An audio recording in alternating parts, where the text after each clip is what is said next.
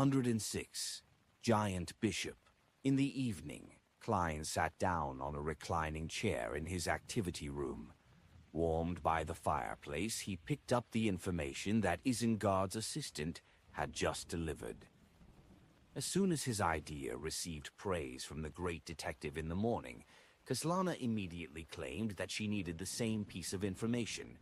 Stuart had murmured that he had believed Klein was an excellent detective, given his calmness and composure when he faced Adol's case, but he hadn't expected him to be that outstanding. At the same time, he told Klein that if he needed help, he could find him. He knew a lot of people in the detective circles in Backlund. Isengard Stanton also promised to immediately contact the police and try to provide the corresponding information to the detectives who needed it before nightfall. He truly was very trustworthy. At the next tarot club, I'll have to ask Little Sun through the world about the characteristics of Sequence 6 Devil and what powers the Beyonders of this sequence possess. I didn't plan on involving myself previously, so I had forgotten to gather the corresponding amount of information. However, since I've decided to help, it's best to be prepared. At the very least, I would know what's happening when danger rears its head. Klein thought for a few seconds, then he lowered his head and, under the light of the gas lamp, began to look through the unsolved serial murders in the last 20 years of the Lowen Kingdom.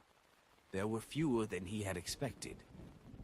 There were a total of 4 in Backlund, 5 in the other cities, a total of 9 in total. Yeah, although this world doesn't have the concept of DNA yet and lacks many necessary detective skills, with the impetus of the Emperor, there's already a rudimentary form of fingerprint investigations. Furthermore, there's mediumship, divination, dream entry, and other Beyonder methods. The police usually wouldn't seek out Beyonder teams from the 3 major churches for individual murder cases that don't involve the nobles, the rich, or officials. However, a serial killer has very negative repercussions. It easily causes panic, so they'll definitely make the wisest choice. This way, having only a few unsolved serial murders in the past 20 years is reasonable and logical. Klein quickly understood the reason. He gathered his thoughts and began flipping through the cases, one after another. In the absence of sufficient information to perform a divination, he had initially selected 2 serial killings that might be related to the current incident, and intended to use them as an initial starting point. One case occurred 4 years ago. There were 5 victims, all single prostitutes with a child. They had been mistreated before they died, but lacked any evidence of sexual intercourse. The police in charge of the case at the time thought that the murderer must have known the whores, or else it would have been impossible to precisely select individuals with a child. They had identified the suspects from the people who lived nearby and from the regular customers of several of the whores, but in the end they failed to find the real murderer. Although the dossier only made a brief note, Klein could clearly tell that they had asked for the help of Beyonders from the 3 major churches. Unfortunately, they were still unable to crack the case. With the Beyonder powers of the Abyss, being able to tell signs that a woman had once been a degenerate doesn't go against the law of mysticism. Likewise for recognizing an individual as a prostitute, but it doesn't make sense that they would know that the woman was single with only 1 child. The police were right. What was the problem? The real murderer was like me, able to resist dreams, divination, mediumship, and evade the investigations from mid-sequence Nighthawk and mandated Punisher Beyonders. It's possible. Although the church doesn't lack knowledge about the serial killer, the murderer might have had some fortuitous encounters. Klein picked out some problems from his own standpoint. I'm analyzing them by being part of their kind. I really didn't fail to live up to the name of Moriarty. He gave a self-deprecating comment and decided that the first target would still be the 4 from Backlund. Yes, I'll get Mr. Stanton to confirm the suspect's current address and condition through the police, and I'll ask Stuart to get others to help. That way I wouldn't appear directly so as to avoid encountering any official beyonders. After the situation has been clarified, I can gather the suspect's belongings and move them above the gray fog to make metaphysical deductions. Klein quickly worked out a plan. The second case had taken place 11 years ago. 4 cases of dismembered corpses had happened in succession. Originally, these cases were considered as isolated cases until the police began having suspicions over the way the bodies were handled. Only then was it confirmed that it was a case of serial murders. The victims were men and women who had worked till late at night before they returned home. They weren't robbed, and there had been no common connection between them. Due to the delay time, which was very valuable when the crime was first committed, the case failed to produce any clues pointing to a suspect. This is a problem caused by mishandling the case. If they had quickly received the help of a spirit medium, the wraith of the deceased might even gather around the murderer. Of course, it's also possible that the wraith can be killed by the murderer, just like this case. There's probably only ashes of those victims left. It will be hard to do any investigations through them. Klein rubbed his temples, and when he saw that it was evening, he stopped considering the case and got up from his reclining chair to leave Minsk Street. He had something to do that night. He wanted to go to the area south of the bridge, to the Harvest Church on Rose Street, to find Bishop Utravsky in a bid to obtain the apothecary formula. He had already divined to see if it was dangerous or not. To Klein, having an apothecary as a subordinate was extremely helpful.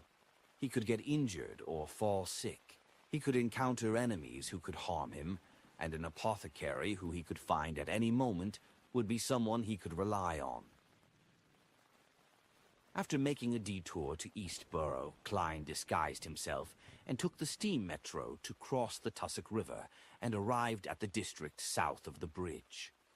Along the way, the darkness along the metro line and the corresponding gas lamps formed an unforgettable scene.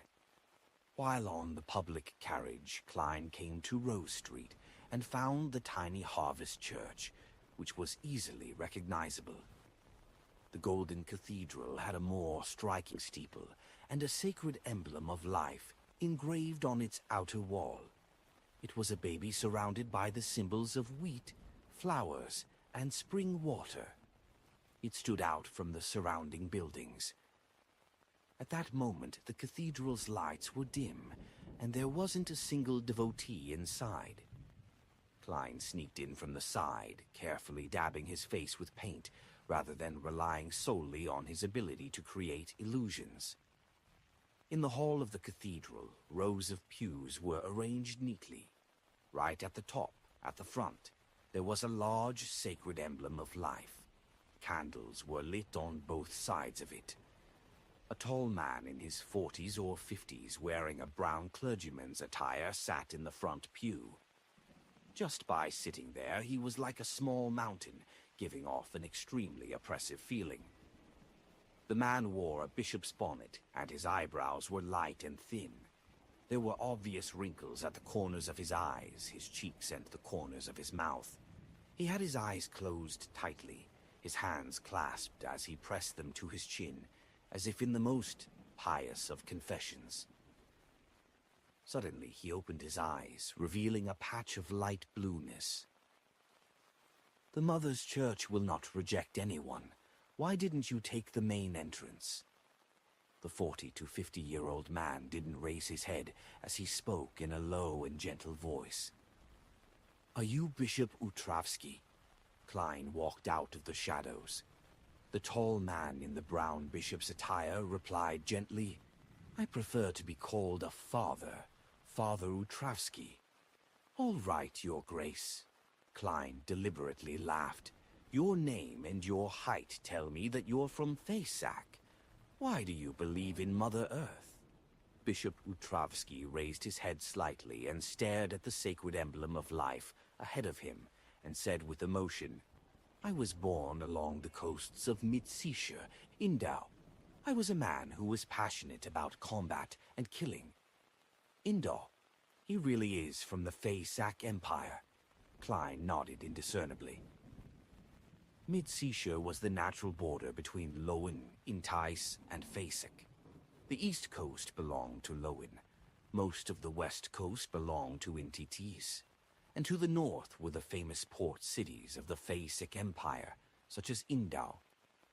In addition, the Mid-Seashire spread to the northeast, penetrating through the Fey-Sac Empire's territory and connecting with the North Sea. There were many islands in that part of the sea that were the habitats for polar bears and sea lions. Hunting polar bears and sea lions were a traditional festival for the citizens of Fey-Sac. Just as his thoughts began to wander a little, Bishop Utravsky continued looking forward and said, "I committed a serious crime and fled to the Sonia Sea, where I became a ruthless pirate.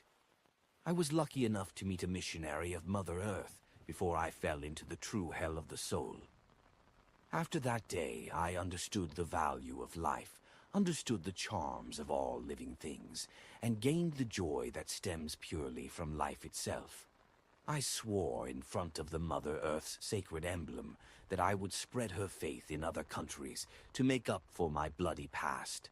Thus, here I am. I came here." Amidst his calm and emotional voice, Bishop Utravsky stood up. He was over 2.2 meters tall, and his build was sturdy. His robes were tight, and he looked like a giant from the legends who reappeared on the northern continent. A real giant is 3 to 5 meters tall, with a single vertical eye. The citizens of the Fey-Sac Empire are generally tall. It's no wonder that they've always claimed to be the remnants of giants, believing that they have the blood of giants. Klein had to raise his neck to look at the priest's face. "What are you doing here?" Bishop Utravsky asked with his head lowered. "I heard you have a request and that the reward is the apothecary formula." Klein, who had donned a disguise, went straight to the point. Bishop Utravsky fell silent for a few seconds before saying, "Yes. Although I'm not sure where you learned of this, it's true." "Then what task is it?" Klein asked with a smile. Utravsky sized him up seriously for a while before saying, "I don't think you can fulfill my request." "Perhaps I can. I need to know the details before I can make an evaluation." Klein frowned. Utravsky stood there like a giant pillar. After a few seconds he said, "My request is..." At this point he closed his eyes and said, "Kill me." Chapter 307, Dawn Paladin, Kill You. It was the first time Klein had heard of such a request, and for a moment he didn't know how to respond to such a task. He even started to suspect if there was a conspiracy. Bishop Utravsky opened his eyes and looked down at Klein. "Kill the old me." "Father, can you not have such long pauses when you're speaking?" Klein's mouth twitched as he asked in puzzlement. "Even in the legends and myths, no one can return to the past. I'm afraid this task of yours can only be accomplished by the 7 gods. No, I mean killing the past me which has never died as it resides in the depths of my heart." Seeing that Klein was still confused, the slightly hunchbacked bishop said, "The former me who used to love to kill and fight didn't completely die just because of my contrition. I can clearly sense that he's still living inside my body, always wanting to regain control of everything, and I'm constantly suppressing him, hoping that he will be redeemed through Mass, ascetic cultivation, and preaching, making him truly believe in the teachings of the Mother Earth and become one with me again. Simply put, the imprints of the past are too deep, and they fiercely conflict with your current life, resulting in a split personality." The pseudo-psychologist and keyboard warrior Klein Moretti made a preliminary judgment and said in deliberation, "It's a psychological problem. I think what you need most is a psychiatrist." "I've attempted that before. Perhaps you aren't aware." There is a doctor's sequence among the Beyonder pathway that the Church of Mother Earth controls, which is also known as Healing Pastor in ancient times. They've studied my problem and believe it's not as simple as a psychological ailment. It's also mixed with the inclination of losing control. If the past me defeats the present me, I will lose control without a doubt and become a monster, Utrovsky said with a sigh. Then what you need is the Spectator Pathway's Sequence 7 psychiatrist. Klein thought for a moment and said, "Your words make me believe that you found a way to solve your problem, but you only lack a suitable executor, am I right?" "Yes. All these years besides preaching, I've also been searching for people and objects that can help me. In the end, with Mother Earth's blessings, I obtained a very mystical item. It is said to be a relic of an ancient dragon." Seeing that Klein wasn't scared away, Utrovsky answered with some hope. "It allows the wielder to enter the deepest part of the target's soul, or in other words, the bottom of the target's dreamland. There, a corresponding scene will be materialized. That way, you can see the past me directly, and then, through combat, eliminate him. In that special state, once he is truly dead, he will never appear again." As expected of the mysterious world, there's actually such a method to treat someone with split personalities. Klein sighed with emotion and cautiously asked, "What restrictions are there, or what harm will it cause to the holder? Why do you think I'm incapable of completing this task?" Bishop Utrovsky looked down at Klein and said, "Once you use that mystical item, although the owner will remain conscious, there are many layers to the soul or dreamland. The past me will be able to make full use of this point to deceive you, or conversely, they can even kill you. And after a set period of time, yes, 5 minutes, that mystical item will make you completely lose consciousness, and your mind will never be able to return to your body and become its sacrifice. In this way, you will become a vegetable. In addition, as a result of the scene's materialization, if you're killed in the deepest part of your heart, or to put it in another way, the lowest level of the dreamland, similar side effects will occur. It's equivalent to true death. Believe me, the past me is much stronger than you think. So that's how it is. However, this issue isn't a problem at all for me. I'm someone who can stay awake and rational during spirit channeling and dreams. Even if that mystical item wants to make me lose myself completely, there's no need to worry too much. As long as there's room for struggle, I can take 4 steps counterclockwise and chant my honorable name, and directly head above the gray fog. The problem is, how strong is the past Bishop Utrovsky, and what are my chances of defeating him? What restrictions or taboos are there in fighting in a materialized spiritual world? Klein thought for a while and said, "How strong were you, Father Utrovsky? I don't think I would definitely lose." Bishop Utrovsky's eyes turned adrift for a moment. "I was a warrior. I have already reached Sequence 6 of my Beyonder pathway, becoming a Dawn Paladin." So he's not a Beyonder of the Planter pathway. He himself said that he had committed a crime and become a pirate before being converted by the Church of Mother Earth. Sequence 6. Yes, it's not like I can't win. A magician is the kind of Beyonder that's much stronger if they make preparations in advance. Also, due to my uniqueness, the deepest part of my heart, or the lowest level of my dreamland, can be considered as my home ground. Klein pondered for a few seconds and said, "Will that mystical item weaken him?" "Yes, but it's still his main region of activity, so the weakening wouldn't be too great. At most, it would be like he had already fought an intense battle." Utrovsky recalled his previous attempts. "That just raises my chances." Klein continued, "Is there anything I need to pay attention to in that special environment?" "Just like real combat, effective attacks are always effective. Illusions will remain illusions, but one thing must be noted: he can bring you into a few other levels of the dreamland at any time. creating a situation where it's hard to determine whether it's reality or an illusion, Bishop Utrovsky emphasized. So you have to be at least at Sequence 6 or some other special Sequence 7 to be able to complete this mission, and the risk is nothing trivial. Heh, if I didn't swear on a holy artifact of Mother Earth that I wouldn't ask the Church for help before my missionary succeeds, things wouldn't have been so difficult. So that's how it is. I'm not afraid of a dream. The corner of Klein's mouth curled up. Final question. Are there any points to take note of when fighting a Dawn Paladin? Bishop Utrovsky frowned his wrinkled face and said with a sigh, "This is something that requires absolute secrecy for Beyonders. However, as long as you participate in enough battles, others would often be able to conclude certain traits. Besides, the more details you know, the higher the chances of success are, right?" "Yes," Klein answered frankly with a nod. In a reminiscent tone, Bishop Utrovsky said, "A Dawn Paladin possesses a power akin to that of a giant, enabling the area within a 40-50-meter radius to be basked in the light of dawn.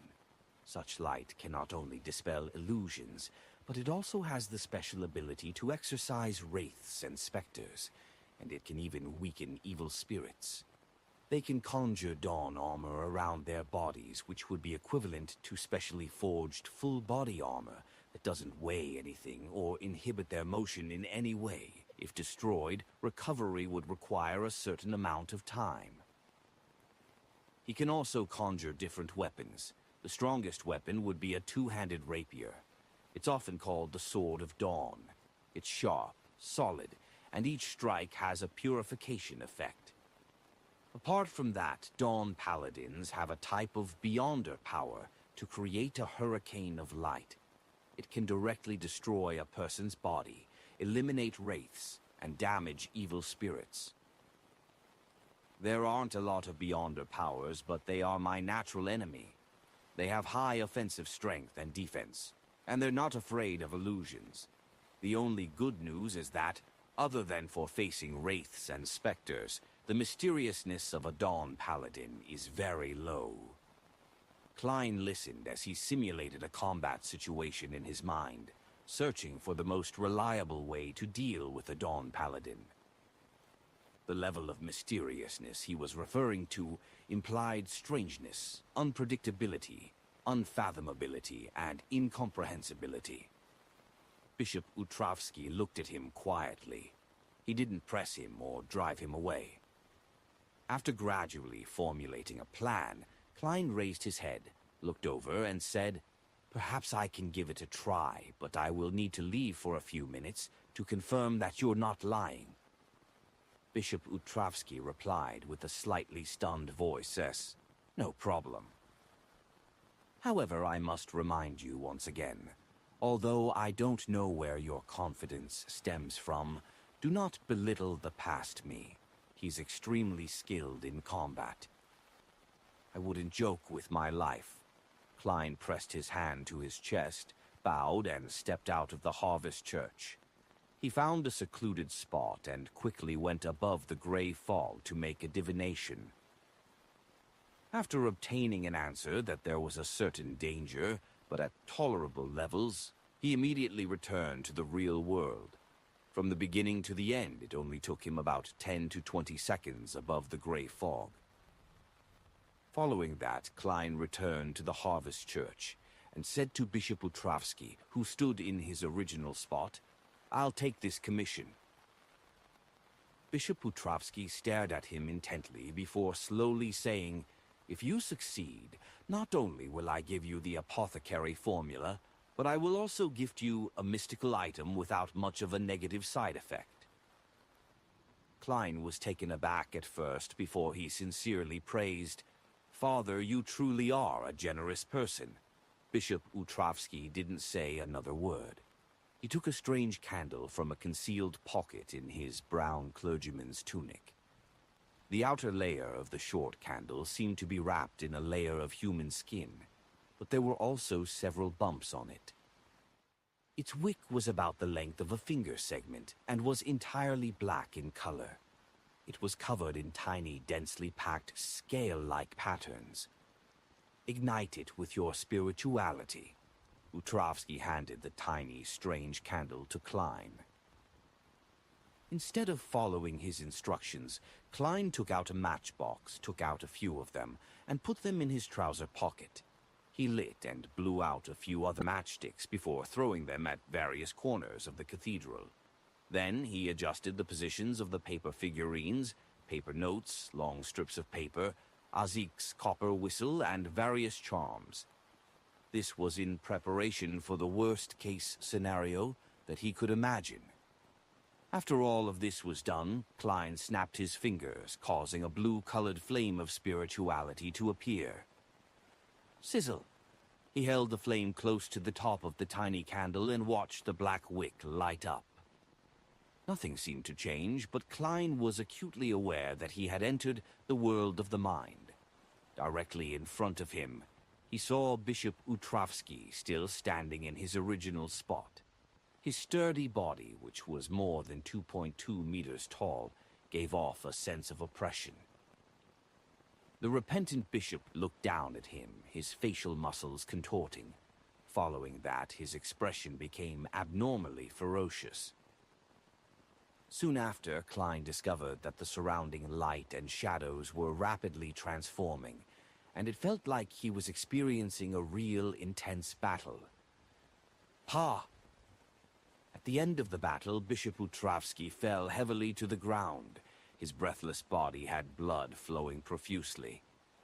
Klein's mouth twitched as he saw the scene before him.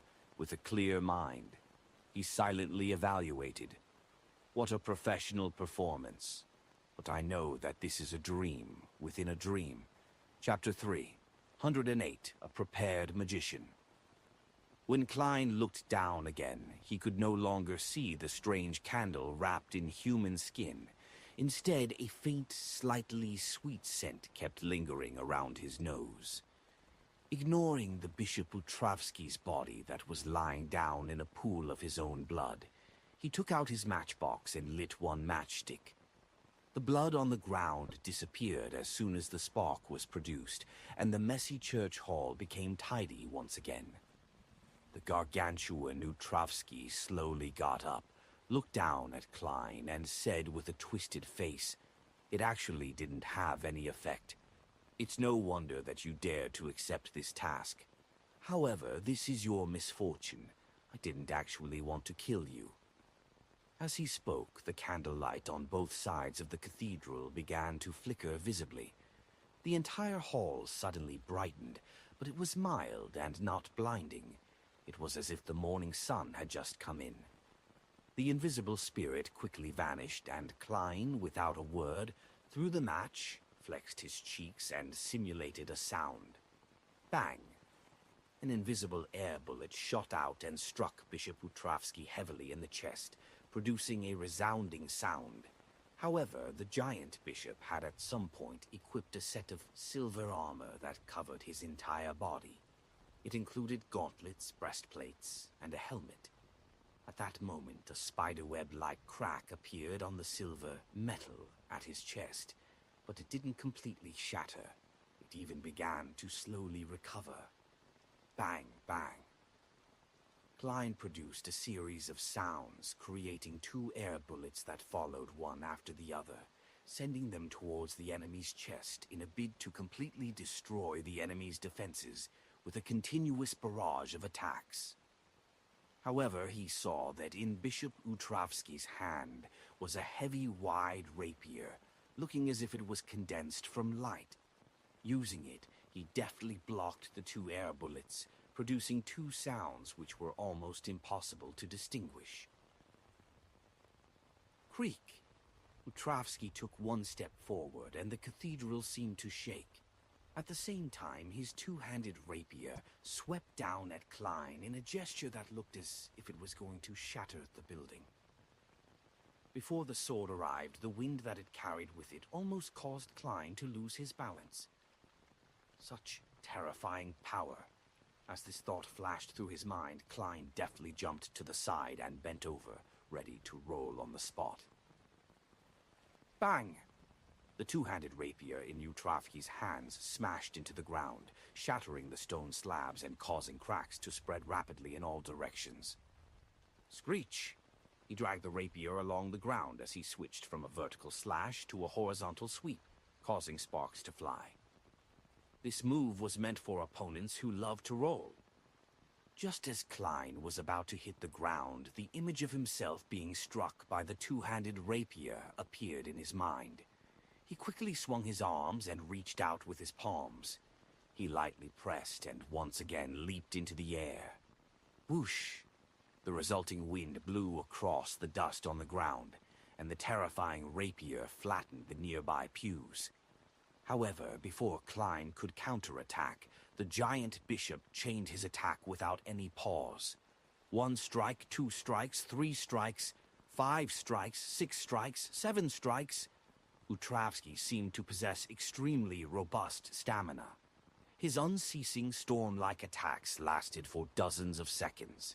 He used the simplest of sword techniques, slashing vertically, slashing diagonally, sweeping horizontally, thrusting forward and bashing forward, to demonstrate what was the most effective and reasonable way to deal the most damage. And the range of the two-handed rapier reached a terrifying extent. Klein jumped, rolled, and ran.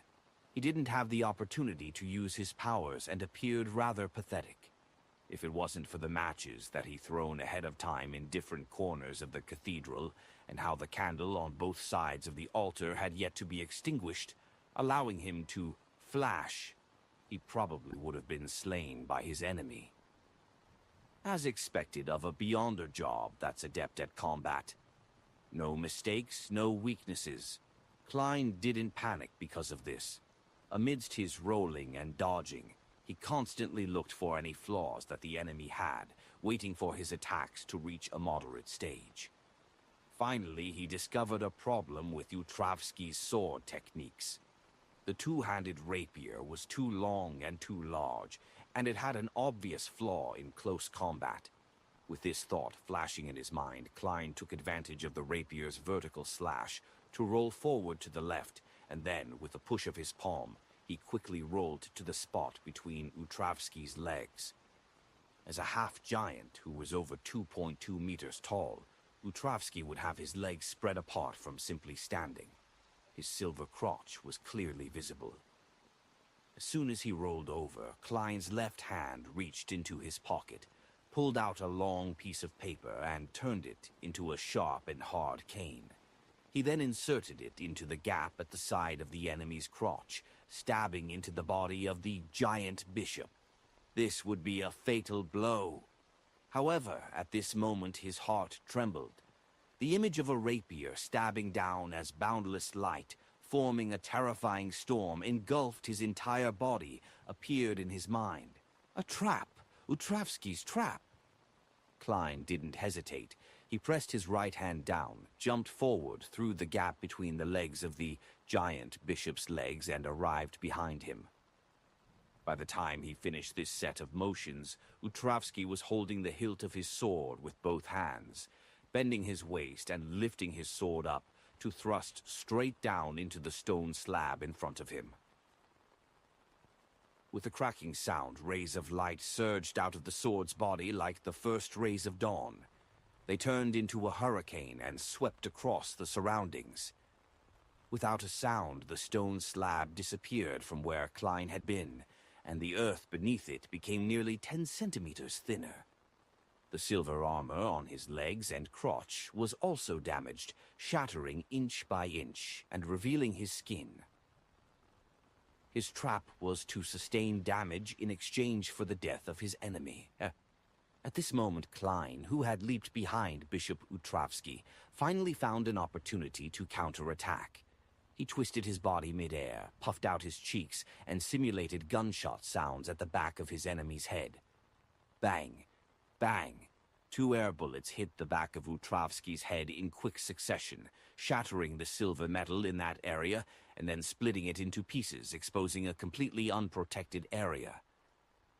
Klein was about to give him a fatal blow when Utrovsky suddenly straightened up, twisted his waist, and violently swept the two-handed rapier backward. The speed was so fast and the attack was so ferocious that Klein seemed unable to dodge it. However, he pulled out a piece of paper from his pocket and placed it in front of his body. Clang! The collision between the sword and the piece of paper produced the sound of metal being struck. The crisp sound of metal striking metal filled the entire cathedral. Klein was sent flying like a tennis ball. The paper in his hand was torn apart, leaving behind only a tiny piece in between his fingers. In midair, he was immediately faced with the violent and swift pursuit of Utrovsky. The situation was precarious. However, he didn't panic in the slightest and only shook his wrist. The tiny piece of paper flew up, and a spark rapidly expanded, completely enveloping Klein. The rapier sliced through the ball of fire, but it didn't cause any damage, only creating a small spark. At the candle on the right side of the cathedral, a faint yellow flame spread out, forming a figure whose face was painted with oil paint. Klein reappeared and pulled out another long strip of paper from his pocket. Pa! With a flick of his wrist, the paper turned into a sturdy whip. The surface of the whip was even burning with scarlet flames. Pa! Pa! Pa! Klein lashed out at the giant bishop from a distance. However, his weapon quickly disintegrated under the attacks of the two-handed rapier. And that was precisely Klein's goal. Pa! Pa! Pa! With a snap of his fingers, he sent streaks of fire flaring up from the ground, blocking Utrovsky and burning his unprotected legs. The Dawn armor's recovery was rather slow. As the tongues of fire leaped upwards, his legs were charred black and a crimson color was seeping up his legs. However, this didn't affect the giant bishop's agility. He let out a low growl, and like a steam train that had finally accelerated to its highest speed, he charged through the flames and appeared in front of Klein.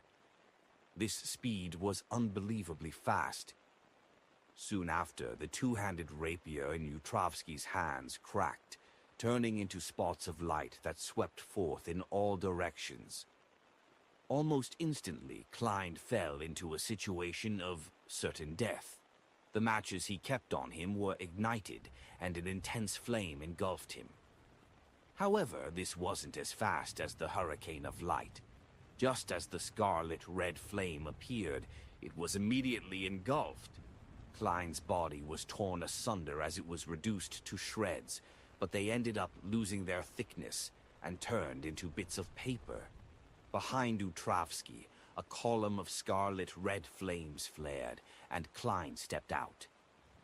He took out a matchbox from his other pocket and threw it at the enemy, as if to ignite all the remaining matches in one go and, through the restraints of the small space, create a reliable explosion. The matchbox was aimed at Utrovsky's lower body, which no longer had any protection. Klein raised his right hand and snapped his fingers. At the same time, Bishop Utrovsky jumped up on his back, bent his knees, and withdrew his legs. Pa! Accompanied by the snap of his fingers was an unaffected matchbox, but a loud bang. It was an air bullet that accurately tore open the back of Bishop Utrovsky's head, which lacked any protection. It was a lethal weapon that had been prepared in advance. His skull split open and blood and white bits spurted out. With great difficulty, Utrovsky turned his head around and said in a daze, "You!" The matchbox that was riddled with holes caused by the hurricane of light fell to the ground. However, it remained unignited.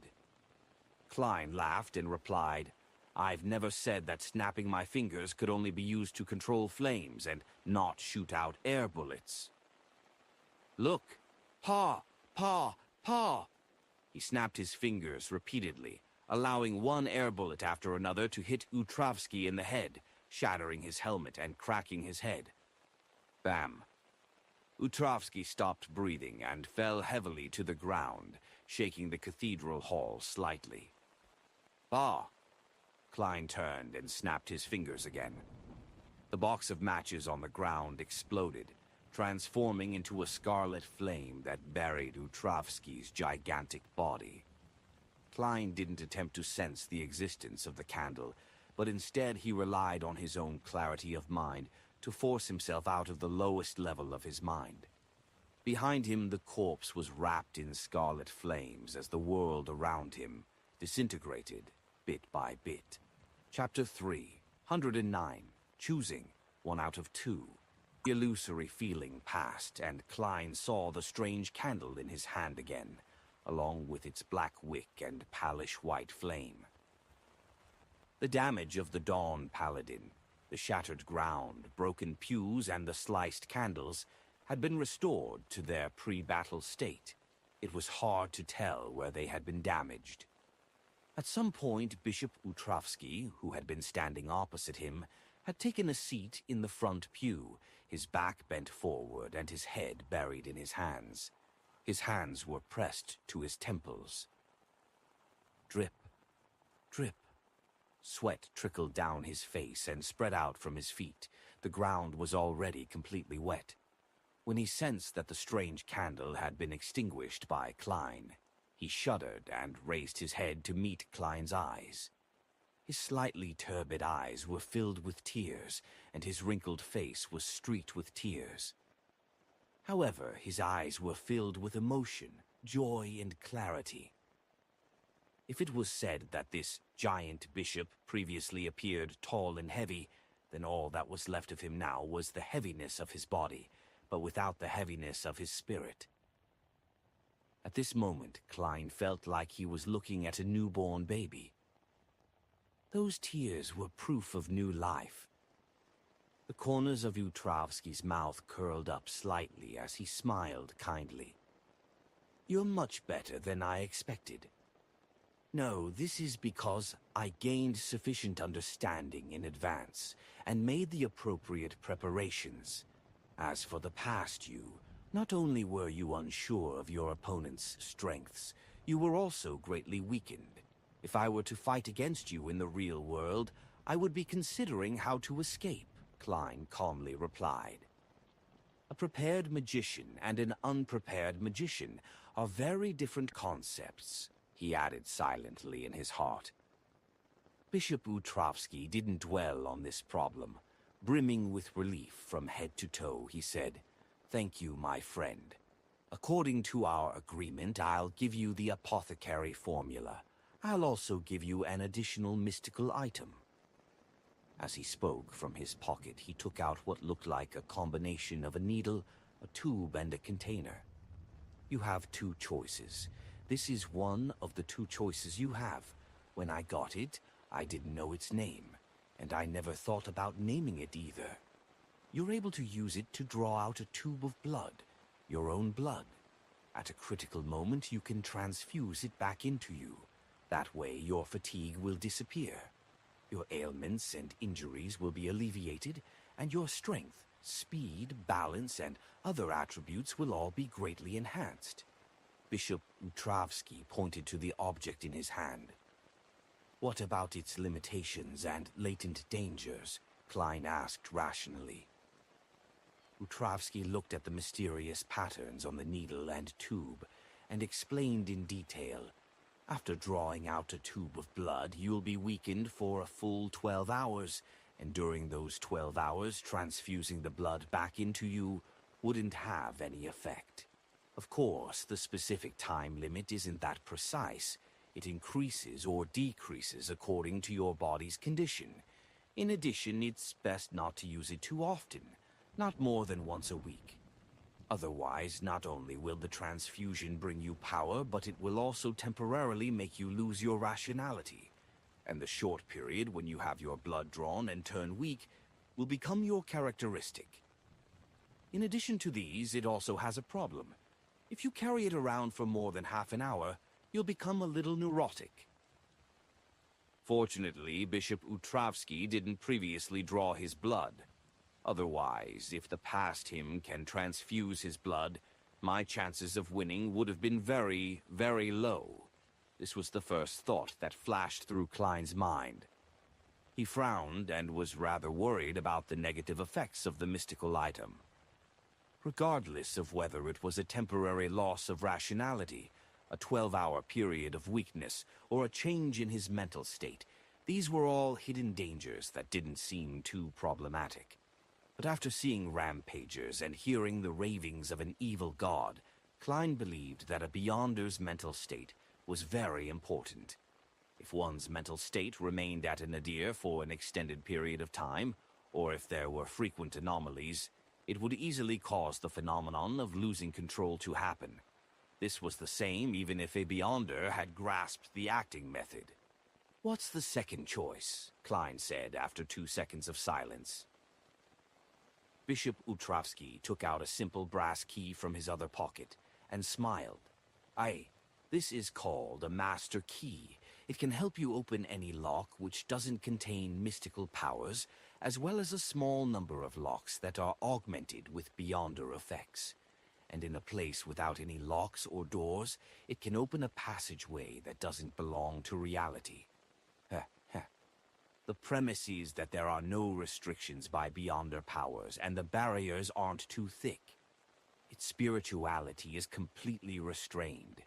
When it's not being used, Beyonders cannot see any difference between it and a normal key. Utrovsky stood up again, leaving Klein no choice but to look up. The giant bishop increased his pace and came to the wall at the side of the cathedral hall and pressed the master key against the brick. He twisted gently, and his entire body seemed to sink into water as ripples were produced. He went through the wall and arrived outside. In the same way, Bishop Utrovsky returned to the cathedral hall and entered Klein's line of sight again.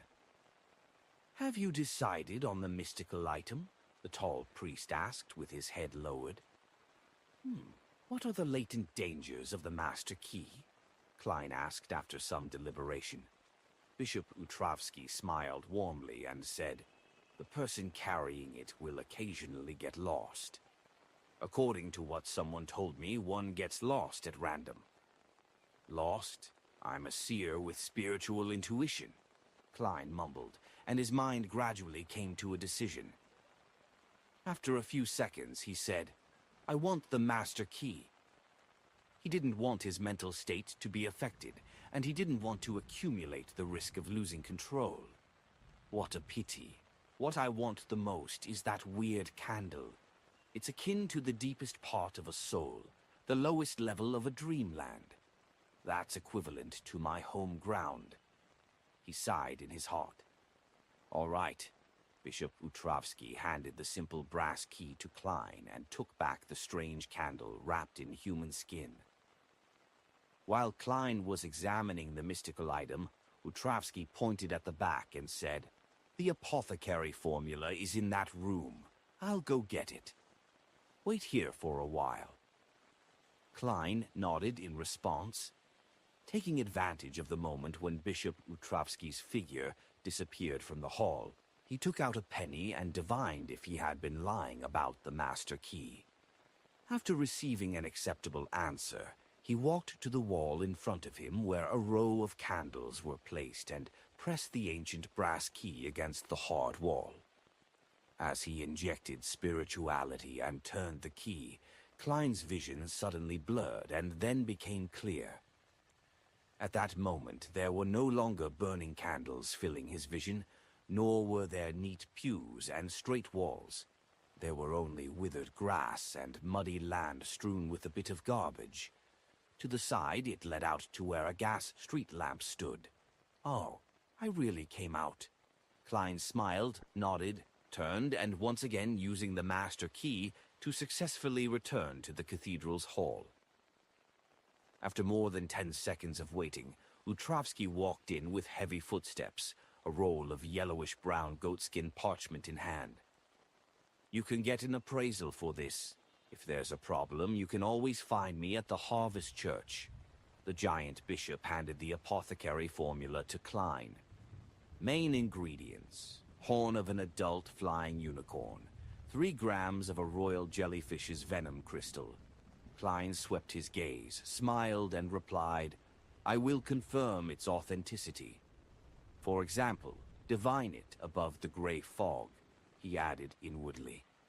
Bishop Utravsky nodded slightly, and without another word he turned around and walked to the Mother Earth's sacred emblem of life.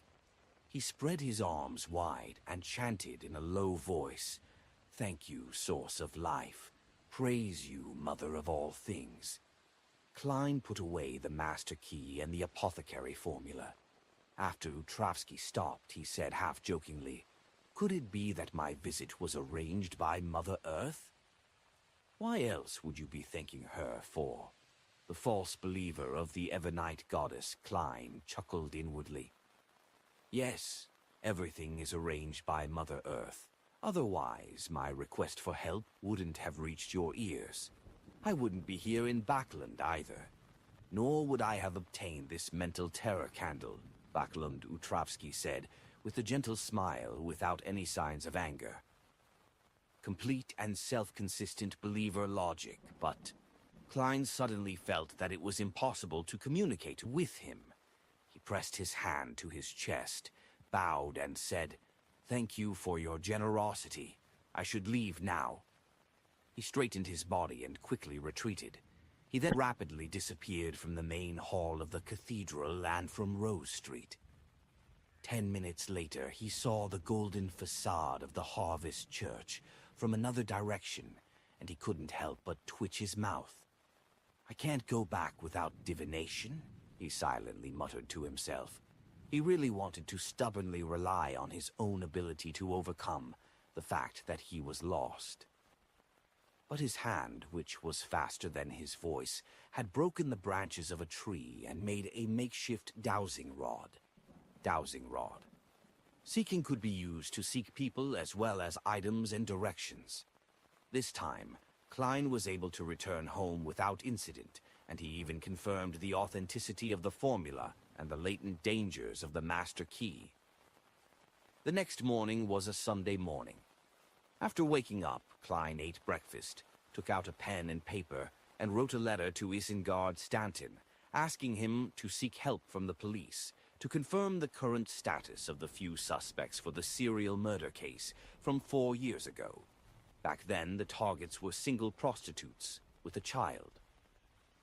After folding the letter and stuffing it in an envelope, Klein put on a black stamp which was 1 penny in denomination. Putting on his clothes, he took his hat and cane, and he walked out of his house to post the letter at the mailbox at the end of the street. Then he saw Mrs. Stellan Sammer and her husband, Mr. Luke, dressed to the nines. A rental carriage was stopped by their door. "Good morning.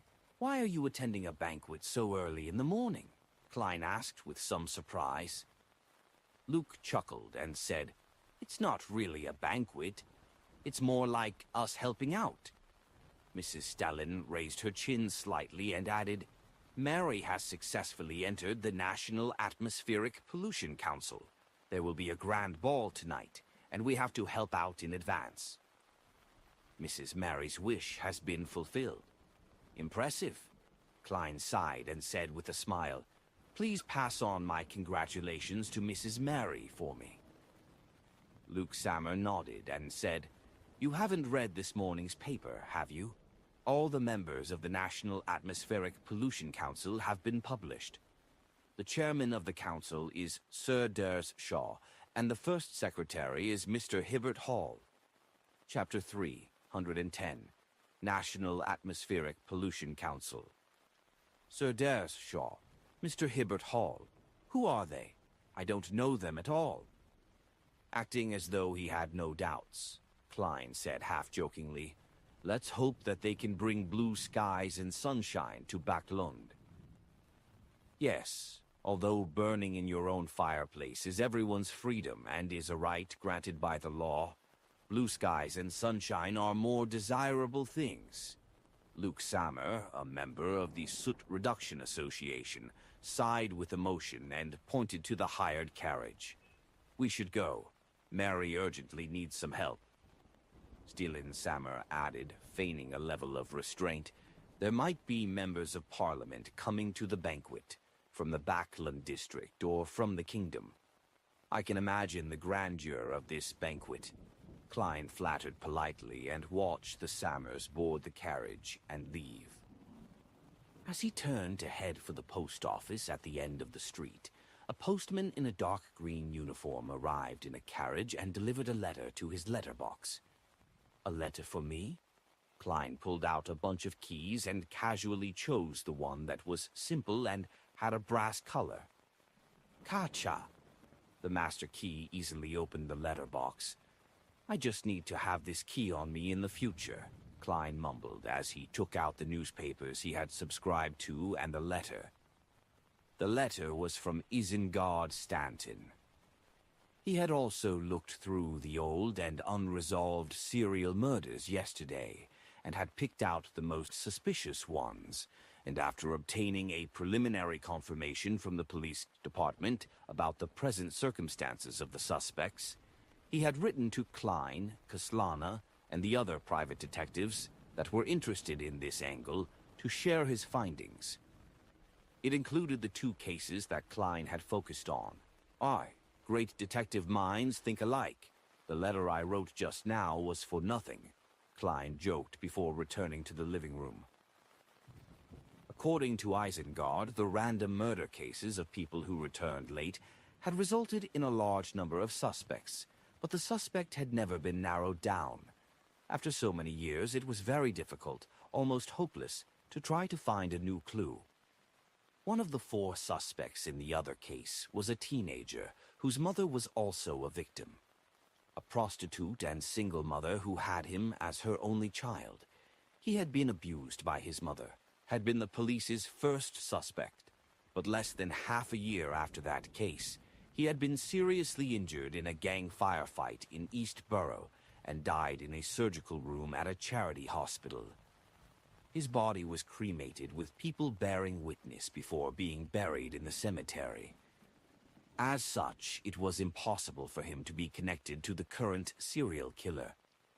If he hadn't been cremated, I definitely would have dug up the grave to verify it. Klein, who had once come back from the dead, seriously considered the possibility of the other party coming back from the dead. Of the remaining 3 suspects, one had moved several times in the past few years. The police had lost track of his situation and needed more time to find him. One had gone through bankruptcy and moved to East Borough from North Borough, while the other was still running a grocery store on the same street. Klein took out a fresh sheet of paper, described the situation, and then asked the recipient to observe the 2 suspects with specific addresses in secret. He emphasized, the killers of serial murders are all cruel, brutal, and very aggressive. Please be careful not to get too close to them. Act as if you're just an ordinary neighbor observing them. The information I need pertains to their recent mental state, such as whether they are irritable, whether they like to shut themselves in their rooms, rarely communicate with others, and whether they have beaten others up. This was also the information he got from the son. After each kill, the devil would eat the victim's organs according to the ritual and stay in a bloodthirsty, manic state until a new victim appeared.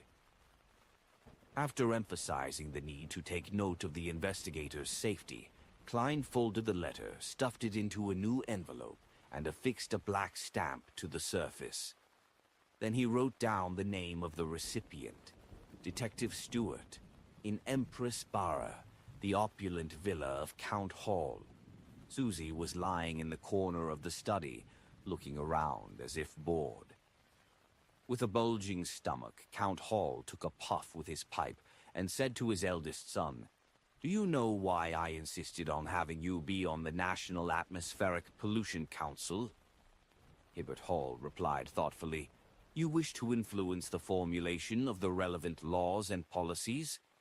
"No, although I'm the second largest shareholder of the Constant Coal and Steel Consortium, I don't really care about this problem. I've been urging them to make adjustments accordingly. I have no doubt that fixing atmospheric pollution is a future trend. Hibbert, although our family has fixed seats in the House of Lords, and you will also become a member of Parliament of the House of Lords in time, so why do some nobles have more influence than others when they are all members of Parliament of the House of Lords, notwithstanding the Speaker and other people with special statuses? Hibbert thought for a moment before saying, "The title of nobility, wealth, commercial status, as well as the relationship between the government and the army. That is only a part of it. In addition to one's own ability to handle matters, people will always rely on those with rich experience, and those who have participated in many similar matters.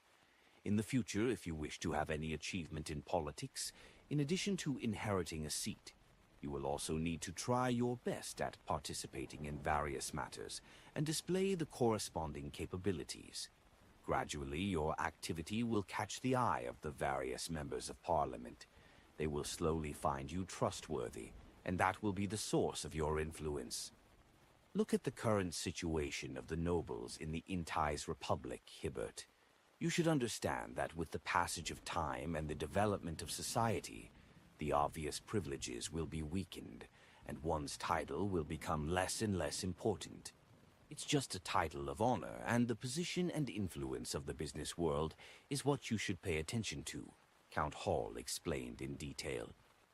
"What if you encounter something you aren't good at?" Hibbert muttered to himself. "Then pretend that you can handle it. Don't worry about wasting money. Form professional teams, listen to their opinions, and make decisions. Everyone has a lot of areas that they aren't good at, and only money is multifaceted." Count Hall gave words of advice. Hibbert replied in enlightenment, "I see, father." At this moment, Susie, who was by the side, yawned in boredom. When it was all over, she slipped into Audrey's art studio, repeated everything she had heard, and finally muttered, "I have no idea what they were talking about." Audrey listened to her thoughtfully.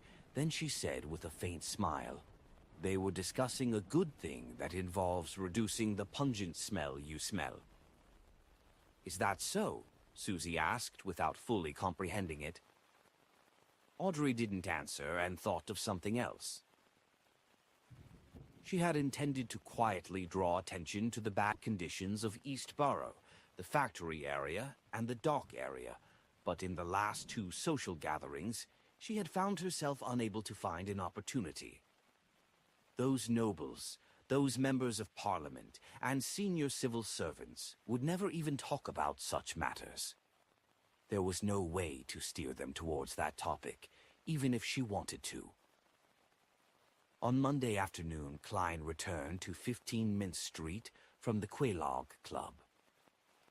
Stewart had yet to provide any results from his preliminary investigation, and since he was temporarily unable to find a suitable candidate to become an apothecary, Klein had nothing to do yesterday and today. Therefore, he simply went to the Quelaag Club to practice his shooting, read, and get some free food. A guy. In the process, he got to know many other members of the club. This is the lifeblood for future business opportunities. Klein sighed with emotion, took 4 steps counterclockwise, and went above the gray fog. He went about his preparations, step by step, first conjuring the fake world, familiarizing himself with the control of the all-black eye, and then sent a message to the sun that the tarot gathering was about to begin. After all of this was done, Klein waited for 3 o'clock to arrive. Then he reached out to touch the corresponding crimson stars and established a firm connection. The magician had her own illusory star as well. Under the pretext of concentrating on her writing, Force Walls sent Shio away, and for a moment she was dazzled by the sudden rush of gray fog. In the blink of an eye, she found herself above the mysterious and serene gray fog. She was inside a majestic palace, and in front of her was an ancient mottled bronze table. Surrounding the table were one blurry figure after another. One figure after another. One figure after another. Are these the gathering members Mr. Fool spoke of? Force felt that the members of this secret gathering were all very, very powerful Beyonders. Except for me, she thought, without confidence and full of fear. However, looking at it from another perspective, since I can join this gathering as a Sequence 9, the other members might not necessarily be very strong. The requirement for this gathering is obviously not about strength, but for some other reason, a member must manage to establish a connection with Mr. Fool. Force quickly rejected her first judgment and relaxed a little. At the same time, Audrey also discovered that there was a new person at today's gathering. It's a woman. Is it Shio or Force? Has she passed the examination, or is it someone else? Audrey nearly forgot to greet Mr. Fool in her bid to take a closer look at the features of the new member. No matter how blurry the figure was, she could still see her hair color, silhouette, her accent, and verbal tics. I must also take note. At the very beginning, Mr. Hanged Man had managed to identify me as a noble from my special pronunciation of certain words, and from my habit of using certain special words. Audrey stood up, lifted her skirt, and said to Klein at the end of the long bronze table, "Good afternoon, Mr. Fool." After the greeting, she didn't conceal her curiosity. She looked at the new member who was seated at the same row as her, and asked with a smile, "This is..." Chapter 311. Observing each other, Klein sat in the seat belonging to the Fool and looked around. "This is Miss Magician, our new member." Then he looked at Force and introduced the rest to her. "This is Miss Justice, and that is Mr. Hanged Man." As Force nodded her head as a form of greeting the members with the corresponding code names, she observed the other members. Miss Justice is blonde and seems very young. She sits with a graceful posture.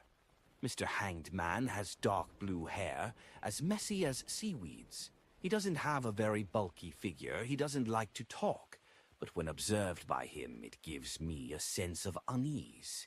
He must be a leader of some faction. Mr. Sun looks like a teenager. He's very silent and reserved. Other than that, I can't tell anything else. Maybe he's just as weak as me. Mr. World's eyes are very cold and quite gloomy. It's obvious that he isn't someone to be trifled with. As a writer who had written a best-selling novel, she showcased her unique traits. While she looked at the other members, they were also looking at her. Among them, Justice Audrey was the most attentive. From her figure, I can eliminate Miss Shio. Brown hair and slightly curled. Is she Madame Force?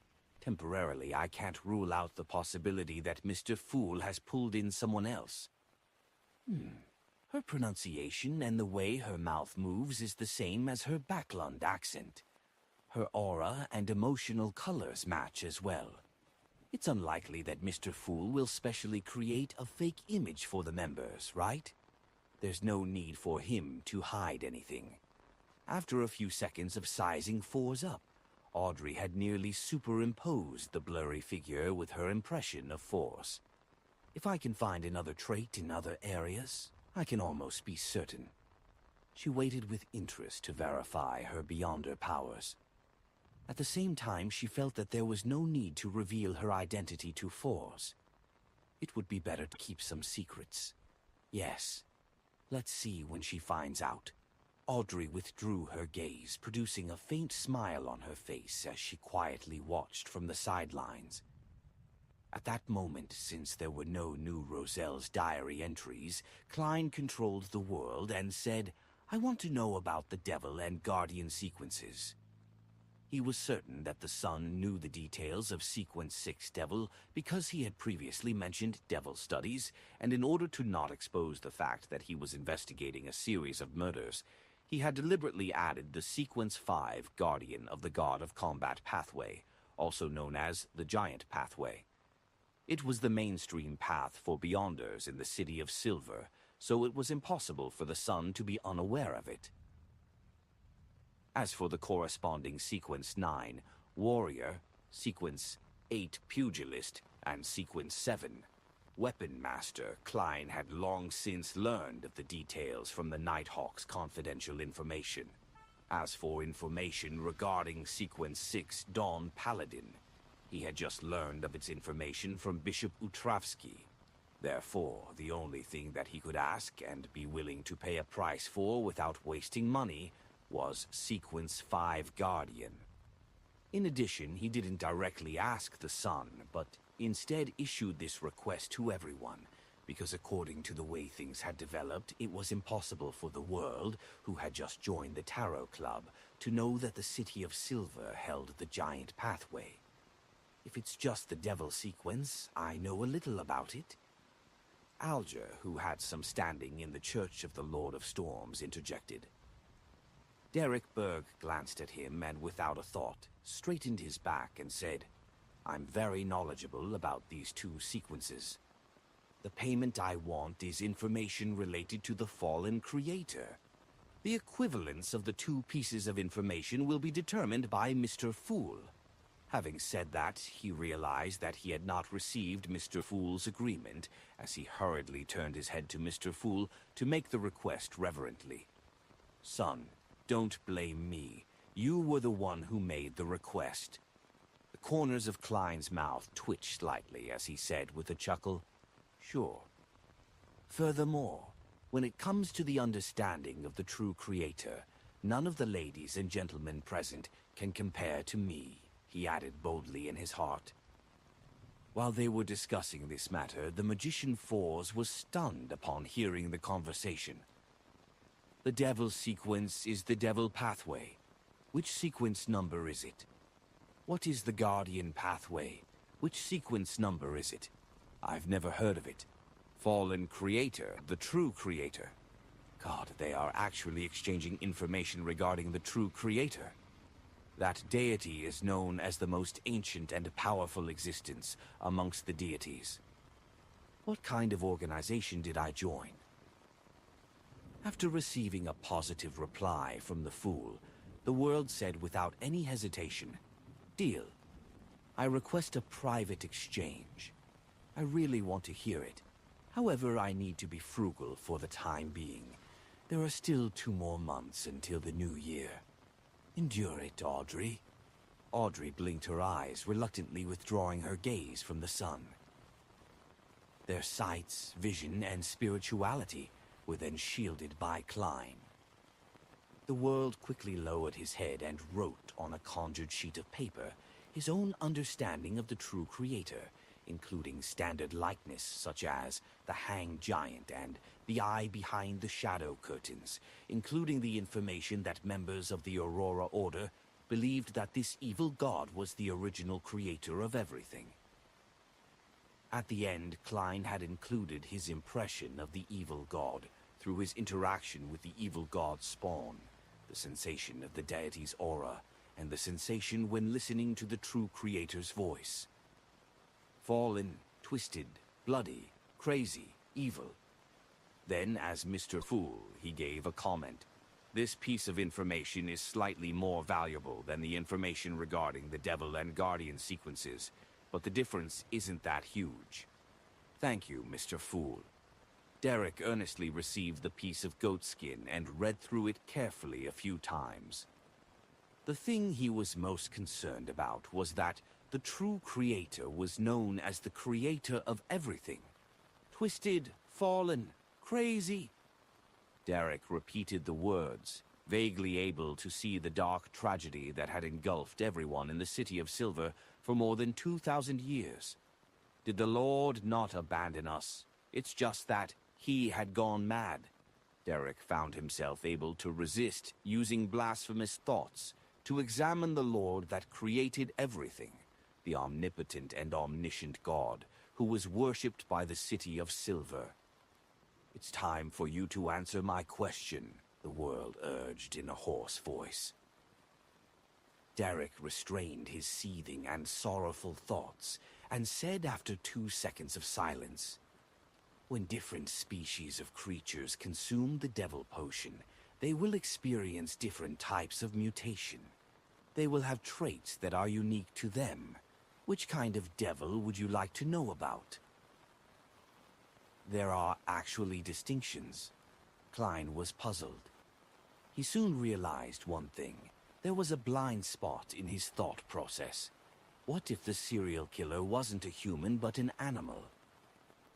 After consuming the corresponding potion, it could transform into a devil animal. Step by step, one sequence at a time, it will turn into a devil. Although the probability of an animal losing control far exceeds that of a human's, it was still not enough to deal with what-ifs. I have to investigate this. But in that case, there would be more questions. Where did the devil, mutated from an animal, obtain the potion and Beyonder ingredients? It should be impossible for it to join Beyonder circles.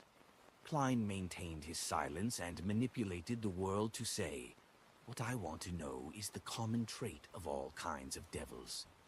Derek recollected and organized his knowledge before saying, "The most frightening thing about a devil is that if you can cause lethal damage to it in a very short period of time and take action to put that into practice, then he can sense, notice, and grasp where the danger comes from and who it came from, and then selectively kill or seek revenge on them. And this period of time varies from a few minutes to a day. Different devils have different instincts. This ability is a little scary. However, it's different from a clown's intuition. It doesn't seem like it can be used in combat, but instead detect the source of the danger ahead of time. It's closer to the Whim 1 ability I've read in Xianxia novels in my previous life. I don't know if I can interfere with or even block this intuition in this mysterious space above the gray fog. Would Stewart end up in danger?" Klein leaned back into his chair, seemingly uninterested in the subject of the discussion between the sun and the world. Seeing that the world didn't show any signs of surprise, Derek continued, "They all possess the ability to gigantify their bodies and thus break free from their bindings, temporarily increasing their strength and speed. Their skin is mutable, equivalent to wearing a layer of hard armor. Their blood and flesh can act as a retardant and reduce damage. They're immune to most toxins and do not fear curses or flames to a certain degree. They have innate flame and corruption-type spells. They're cold-blooded, don't panic, don't feel fear, and have a strong ability when it comes to physical combat. They're also adept at using various items to inflict damage. Their greatest weakness is that they tend to lose control. Even if they don't, they will often display a cold-blooded and cruel madness, being easily controlled by desires such as bloodlust and murderous intent. Really strong, as expected of a Sequence 6 devil. Could it be that among the 22 Beyonder paths below the high sequences, Sequence 6 or Sequence 7, are the thresholds of a qualitative change? In this respect, different sequences differ. Thus, they have become the dividing lines between ancient and modern mid-sequences. Klein controlled the world and said, "I'm very satisfied with your information." Derek didn't act modestly. He nodded and said, "Guardians seldom suffer damage. Once they enter a defensive state and give up attacking, few can break through their defenses below that of the high sequences. It's the same for numerous types of damage. When they attack, their corresponding defense will decrease significantly, but it will still be stronger than full-body armor. Their Sword of Dawn and their Hurricane of Light, as well as their other Beyonder powers, allow them to deal damage to any type of monsters. They're not confused by illusions. They can help their comrades within a certain range by taking damage and protecting them." Following the descriptions given by Derek, Klein couldn't help but sigh in his heart. Compared to a Guardian, a Dawn Paladin's defense is like that of a child versus an adult. A Guardian would probably be able to withstand the bullets of a steam rifle. In the wars of this era, they wouldn't die unless they were focused on by large-caliber cannons. Chapter 3, 112, A Failed Disguise. When Derek finished, Klein manipulated the world to nod and say, "More detailed than I thought." Transaction complete. Before the world finished his sentence, Klein had simultaneously removed the barriers insulating Justice, the Hanged Man, and the Magician.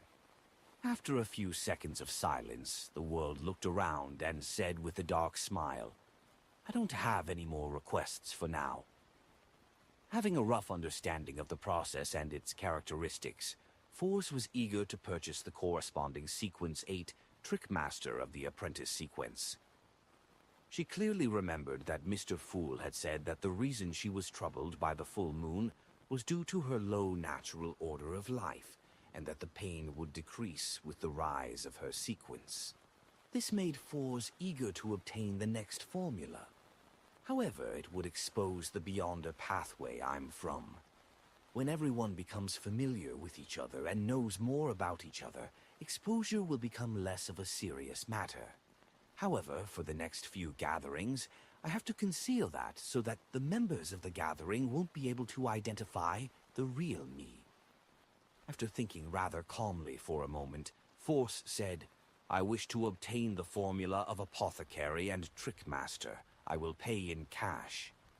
She intentionally added the Apothecary formula to her actual request in order to cause the others to have a misinterpretation. If any member of the gathering really had the formula, she would still take it. She could then sell it at a higher price to Viscount Glaint, who'd been longing for this formula for a long time. In any case, she definitely wouldn't suffer a loss because of this, and might even make a huge profit. As for money, Force wasn't short of it for the time being. Not only were the royalties of her best-selling book entering into her account over time, it was accumulating to quite a sizable amount. Furthermore, she also had additional income streams, such as the £650 she had received from Miss Audrey in the Chilangos and Inti's Ambassador, Bakerland cases. Poor Shio. She spent more than £200 to compensate the families of the two deceased which were involved in the Lanavis case. I wonder if Miss Audrey would pay her when things clear up. The note with Mr. Fool's honorary name on it was found in the bookcase of Viscount Glaint's house. Could it be that one of his ancestors was a member of this gathering?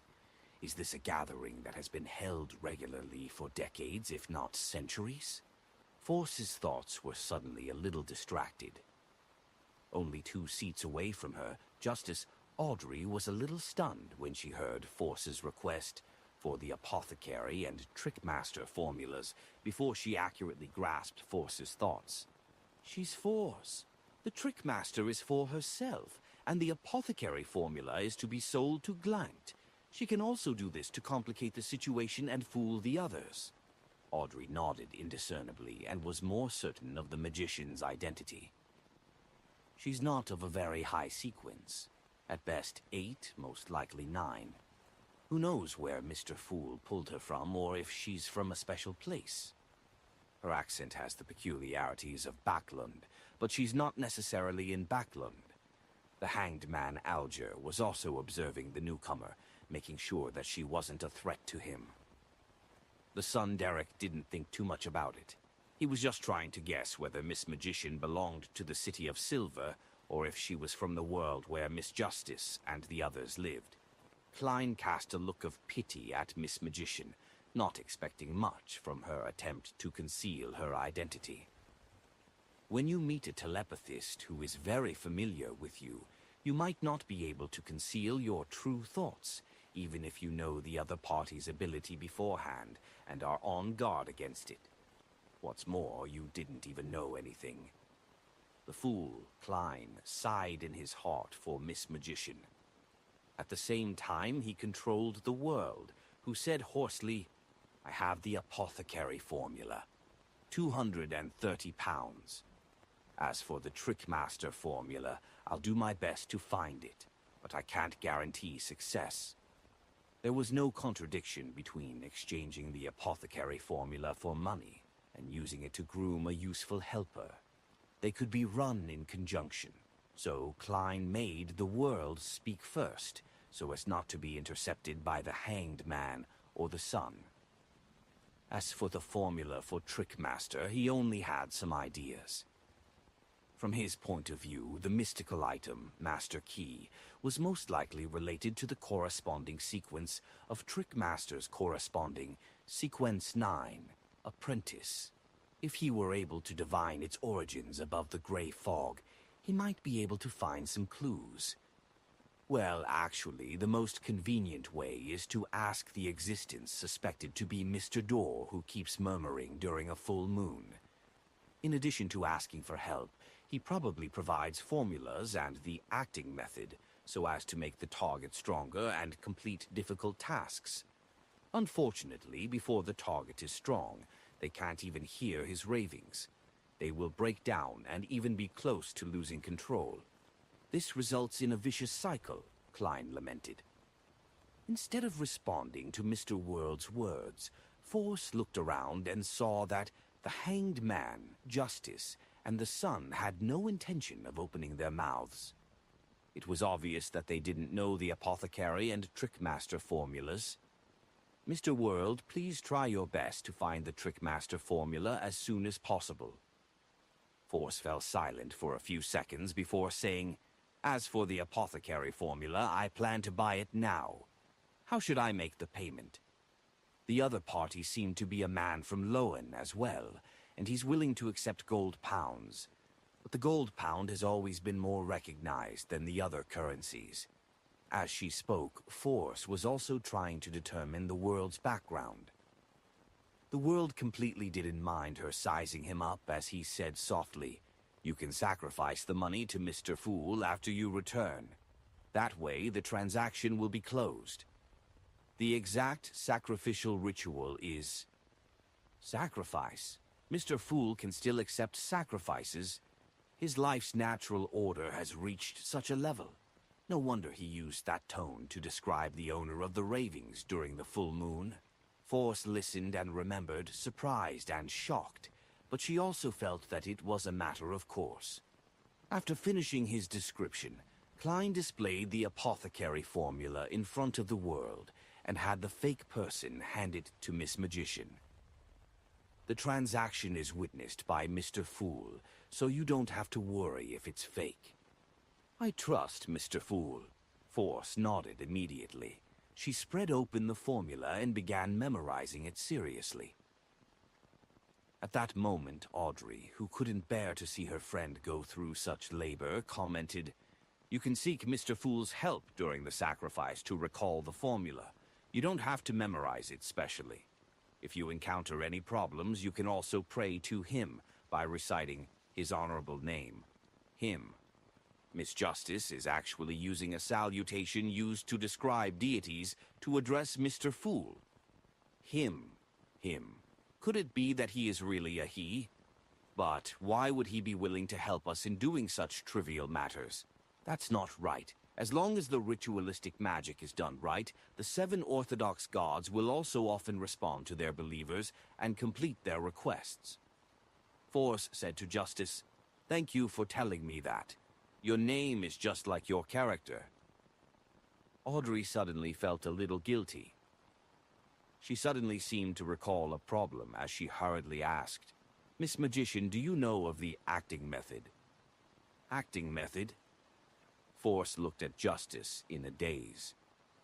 She soon discovered that the other members, such as the Sun and the Hanged Man, had no additional reaction to the term. Clearly, they knew what it meant. "Today's gathering makes me feel like a country bumpkin who has just arrived in Backlund. I've been to so many Beyonder gatherings at the very least.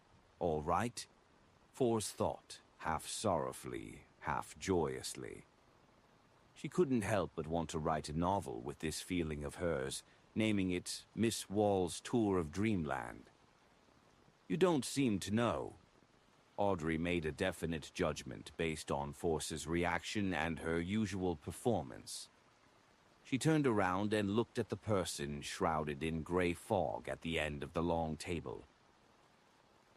Mr. Fool, can I teach the acting method to Miss Magician? If so, what price would she have to pay? Audrey had intended to ask directly if it was like before, trading the information for entries of Roselle's diary. However, she quickly remembered that there was a great overlap between the Beyonder circles of Force and her own. Therefore, if she did that, she might lose many opportunities of obtaining Roselle's diary. It's not a very important problem, since it's just a matter of time before Force realizes that Mr. Fool wants Roselle's diary, and I would certainly have other Beyonder circles. However, she knows that I have a few pages of Roselle's diary, and if she wants to collect them, she will come to me immediately. However, Mr. Fool has read all of those diary entries. After this gathering, I have to find a chance to tell Force that all the Roselle diary pages were accidentally lost. Audrey predicted the chain of events and tried her best to convey her concerns to Mr. Fool in body language. What's Miss Justice hinting at? Oh, she knows Force, but she doesn't want to reveal her identity, which means that she doesn't want the payment I request to cause any trouble in that regard. Klein thoughtfully chuckled. You can make the decision. You can do the explanation, since I do not wish to repeat what I've said in the past. This is also a form of respect to the goddess, he added inwardly. Praise Mr. Fool. Audrey's heart leaped in joy. She straightened her back and slightly raised her chin. She tried to look at Force in a different manner as she said, the acting method is a method to speed up the mastery of potions and minimize the risk of losing control. Do you want to know about it? There's such a method. For real? Mr. Fool is such a lofty figure, so he definitely wouldn't lie about such a small matter. Force widened her somewhat languid eyes, pursed his lips and said, yes. As long as one was a Beyonder, there was no way they wouldn't wish to learn of similar methods. Force suddenly felt thrilled. Audrey thought carefully and said, there are 2 requirements. One, without the permission of Mr. Fool, you are not to teach the acting method to others. The second is to pay £200. Her original plan was to use Roselle's diary as a benchmark for the price. The number of pages she and the hanged man had used to repay the debt had been converted into a corresponding price, but in reality, Roselle's diary was sold cheaply because it couldn't be deciphered, and most of the time it was impossible to determine which was the real one. Converting that to a total price was quite a letdown to the value of the acting method. Therefore, she added a little more from that benchmark. If Mr. Fool's adorer is no longer short of money, then I will take the £200, and I will look for the diary entries to repay my debt with Mr. Fool. Audrey had already thought of a follow-up deal. £200. The method to reduce the risk of losing control is £200? That's way too cheap, isn't it? Fearing that Justice would go back on her word, the surprised and happy Force said without hesitation, deal. After she finished speaking, she felt her heart pain for the money. She felt that her bank balance was decreasing at a speed that was visible to the naked eye. Chapter 3, 113. The Ancient Deities. Audrey was about to apply for a private exchange when she suddenly discovered one thing. The World, who was seated at the other end of the long bronze table, didn't show any interest in the acting method at all. He didn't even have the urge to ask about it.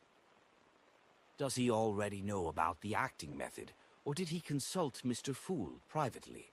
Audrey mumbled to herself, still cautiously asking for a private meeting. Then, looking at Force, she said in a measured voice, in both her choice of words and pronunciation, our attitude towards potions isn't about grasping them, but rather it's about digesting them. The key to digestion is to act, and the key to acting is the corresponding potion name. Why? Blurted Force. After a moment of deliberation, she added another question. Then, how should one act?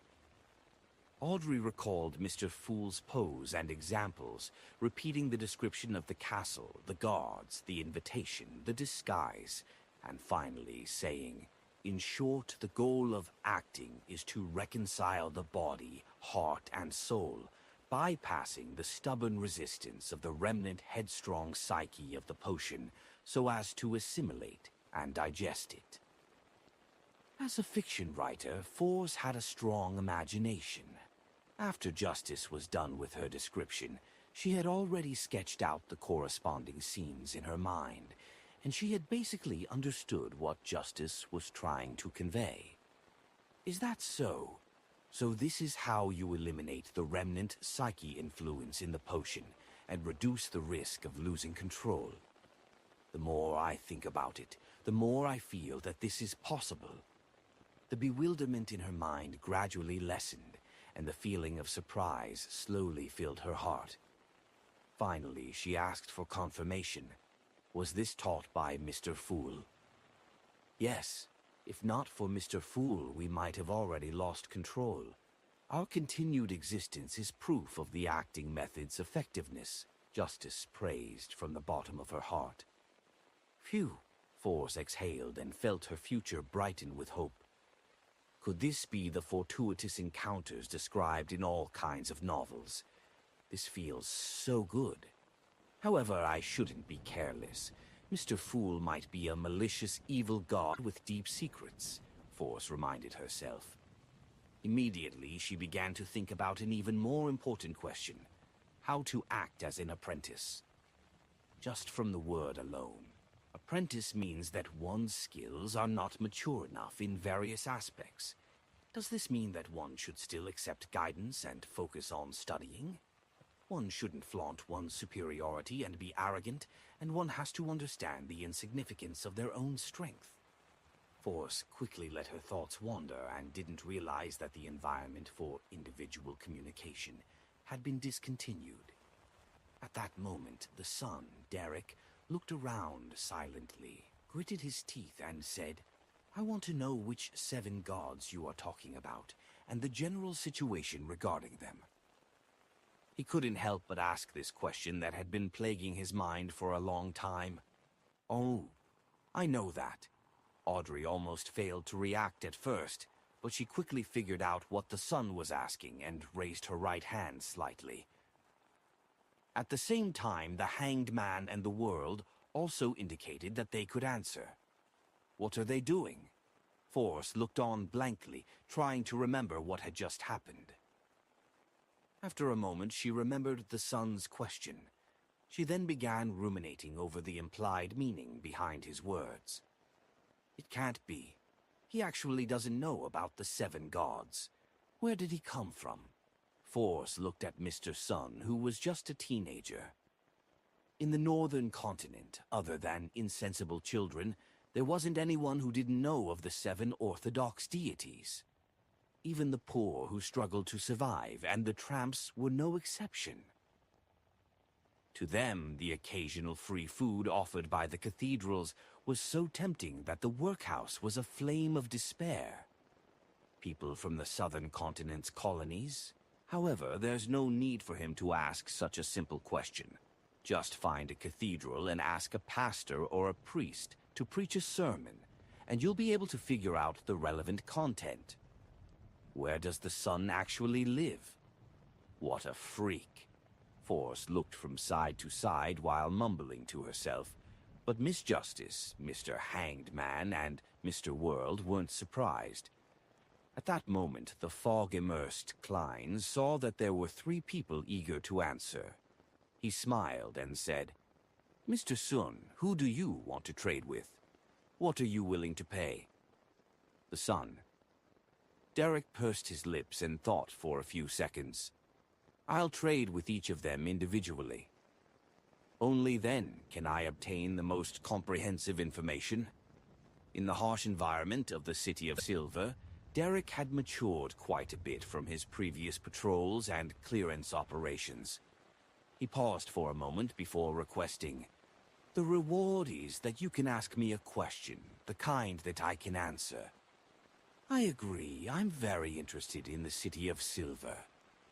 Audrey smiled faintly without any hesitation. City of Silver? Where is this place? Why haven't I heard of it?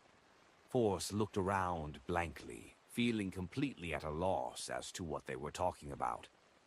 Audrey glanced at her and kindly explained, Mr. Sun is neither in the northern or southern continent, nor is he on an island in the ocean. The City of Silver is located outside of our understanding, or you can say he is beyond the limits of our exploratory efforts. Are you kidding me?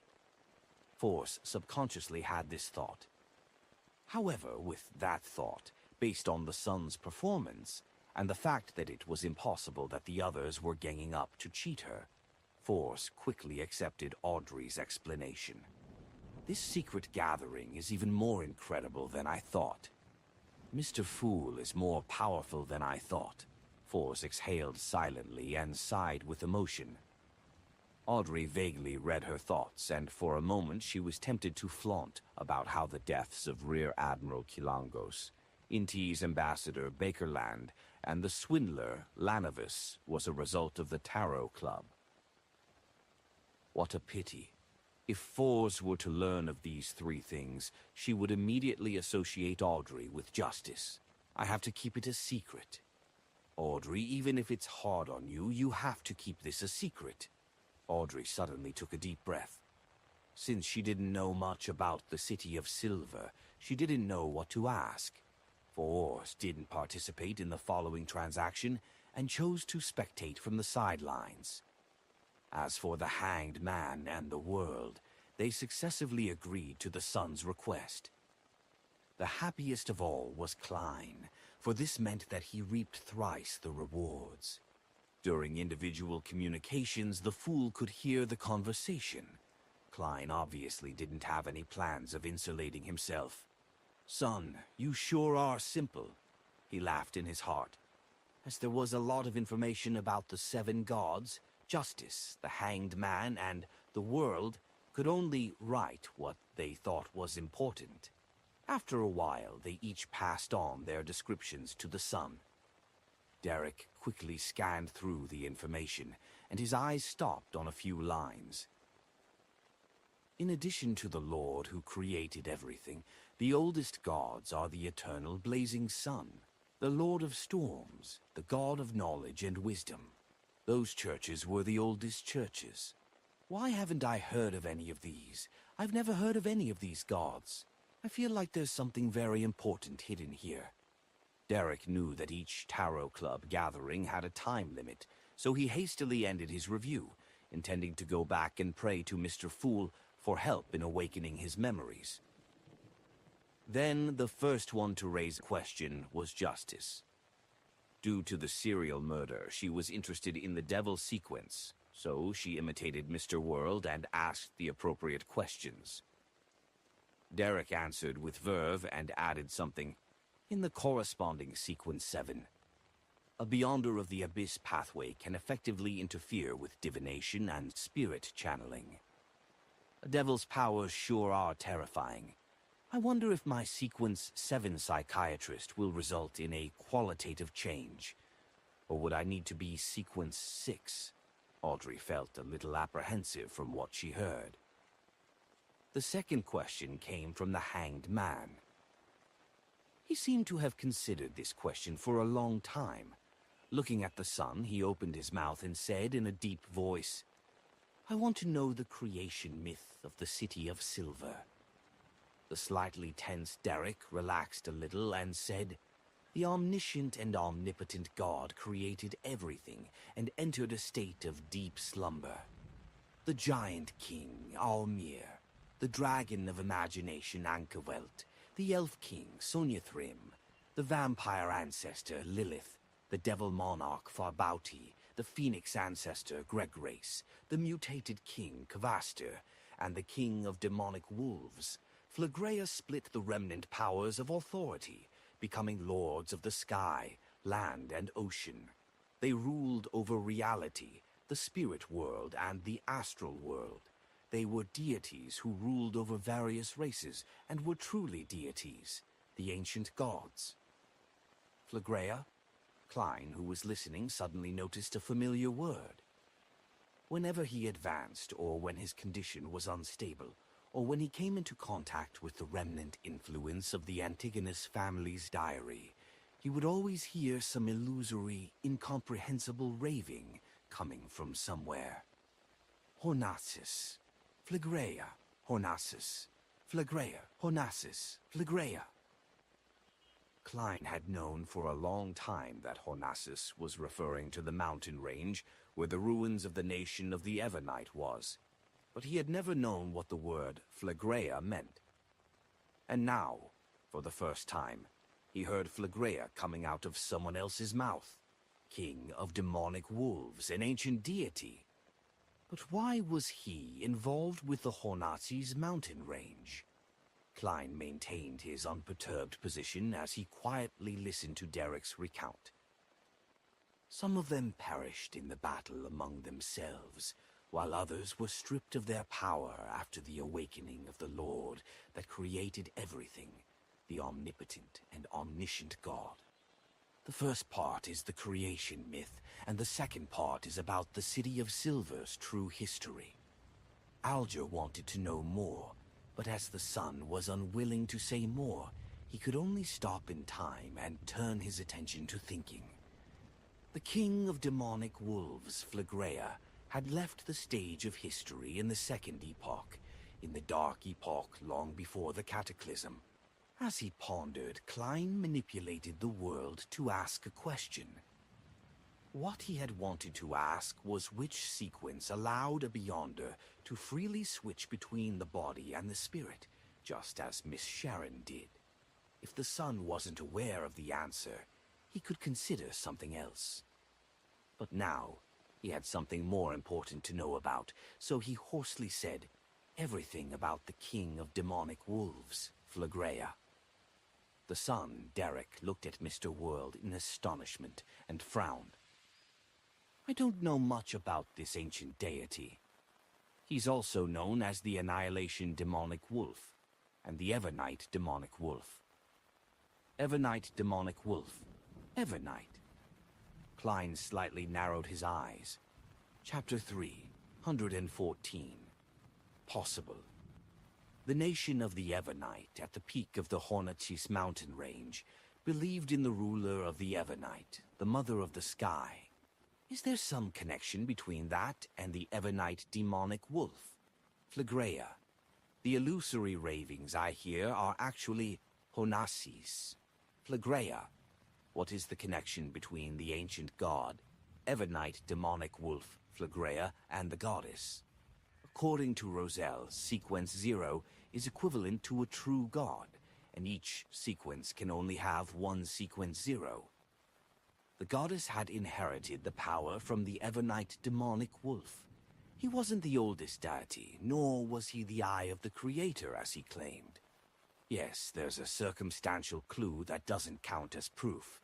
The Life School of Thought worships the moon, the crimson moon that evolved from the creator's eye, but they don't believe in the Evernite goddess. Klein suddenly made several connections as he manipulated the world to speak. Is there nothing else? No. Matters regarding the king of demonic wolves, Phlegrea, is also considered a myth in the City of Silver. Derek felt as though he had not given any answers. He suggested out of embarrassment, "Mr. World, you can change to another question." "Change the question. Little son, you're too honest, then I won't stand on ceremony." Klein made the world say hoarsely, "Your honesty and trustworthiness leave a deep impression.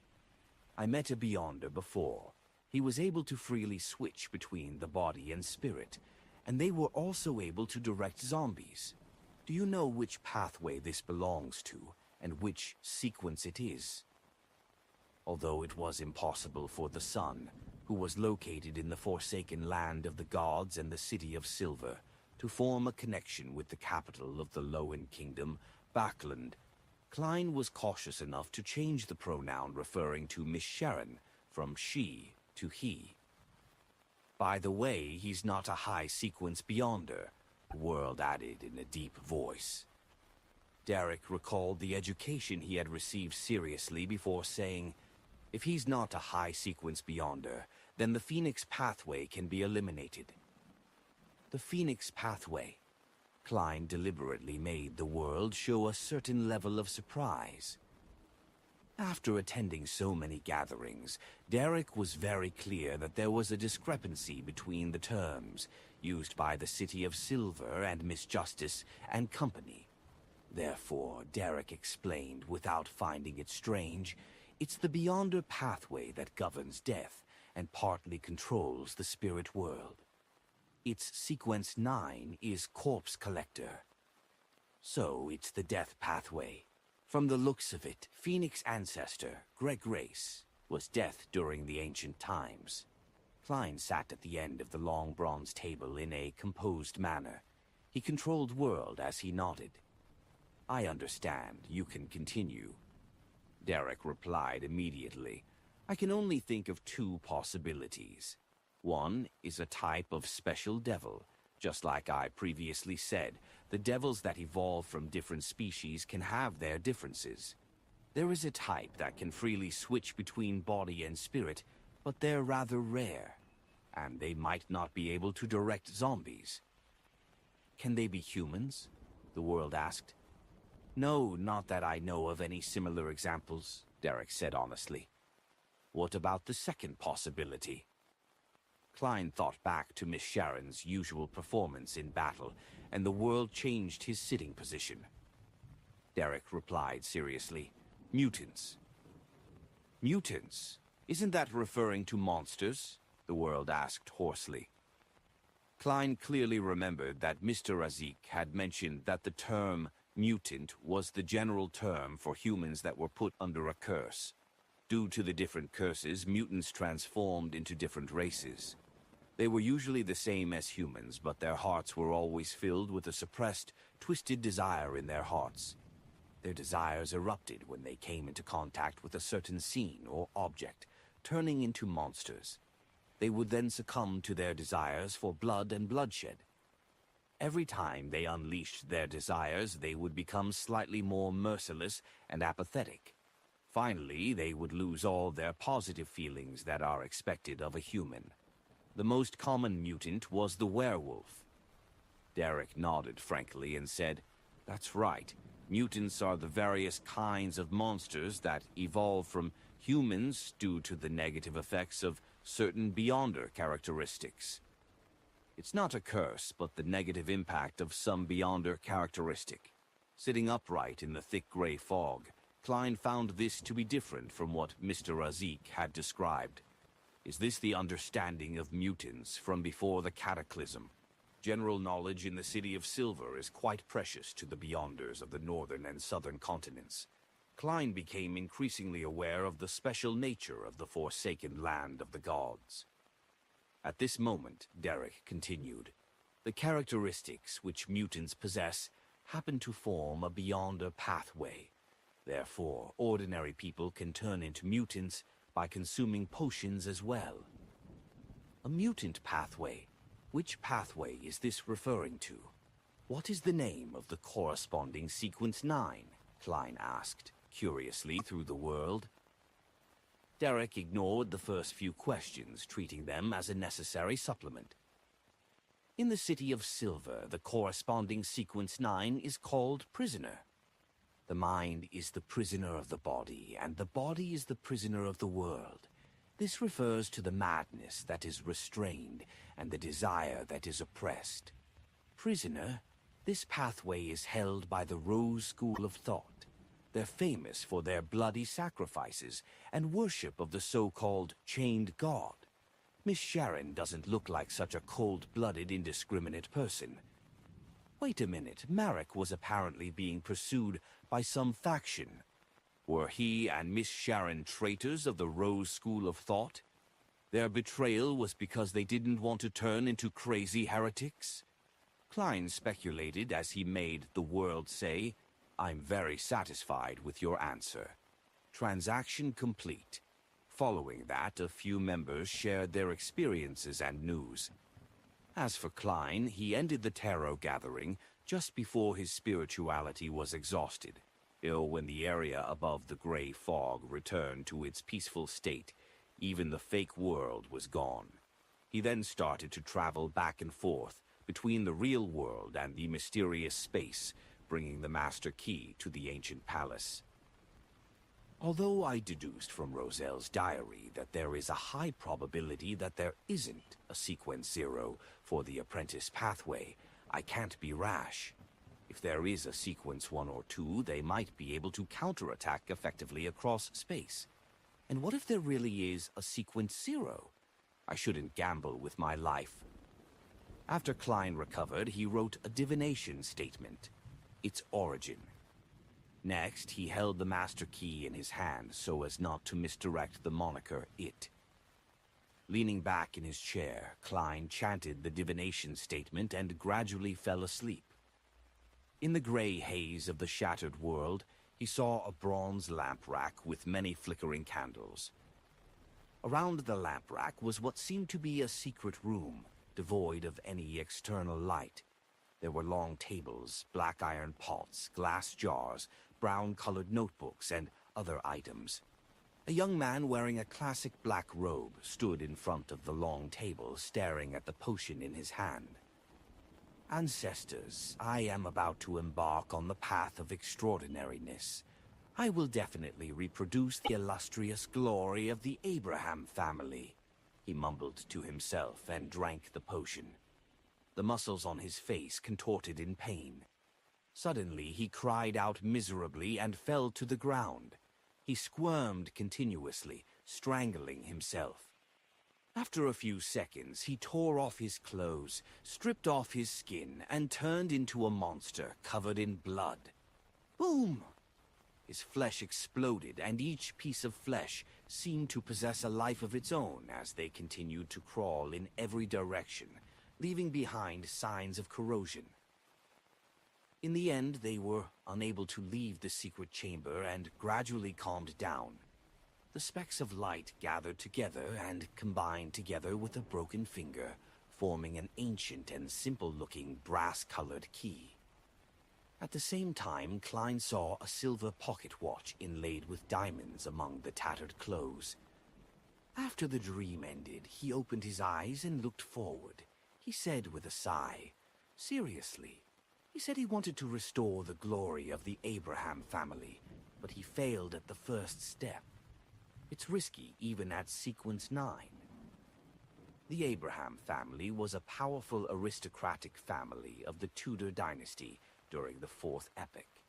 It was said that they held the Beyonder pathway of apprentice, but it was very likely that it was incomplete. Klein recalled the scene he had just seen. He tapped his fingers on the edge of the table and muttered to himself. He spoke in the Loan language. I can't tell where his accent is from. It was during the last 10 years since it became popular to embed pure diamonds into pocket watches. Perhaps I should visit the Harvest Church when I have the time and ask Father Utrovsky where he got his master key from. Perhaps I can find some clues. Just as Klein was about to leave the fog, the illusory star that symbolized the magician began to swell and contract. Force was requesting a sacrificial ritual.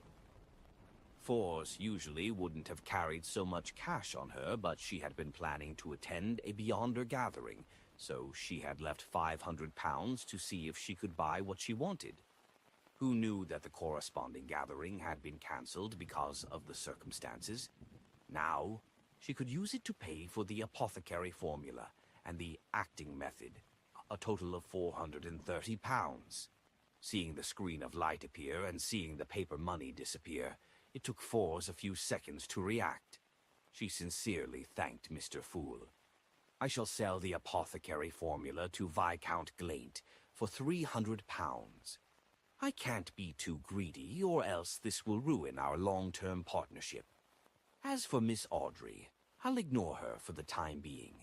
She has hopes of coming into contact with the psychology alchemists and obtaining the corresponding formula directly. If there's really no hope with that, I'll try purchasing it from the Tarot Gathering. Sigh, I have to see if the acting method is effective. If it is, then I have to consider how to pray to Mr. Fool. Oh, Shio is such a fool. She has always been acting as an arbiter and had unknowingly fulfilled the requirements of the acting method. Forrest began thinking of the future. When he received the £430, Klein also received a prayer from Miss Justice. She said that if Mr. Fool's adorer no longer needed cash, she could promise to exchange the £200 for Roselle's diary entries to make sure that Mr. Fool was satisfied. I'm satisfied. I'm only a few dozen pounds short of £1,000. Klein declined Miss Justice's offer. Then he busily helped the son awaken his memories regarding the 7 gods.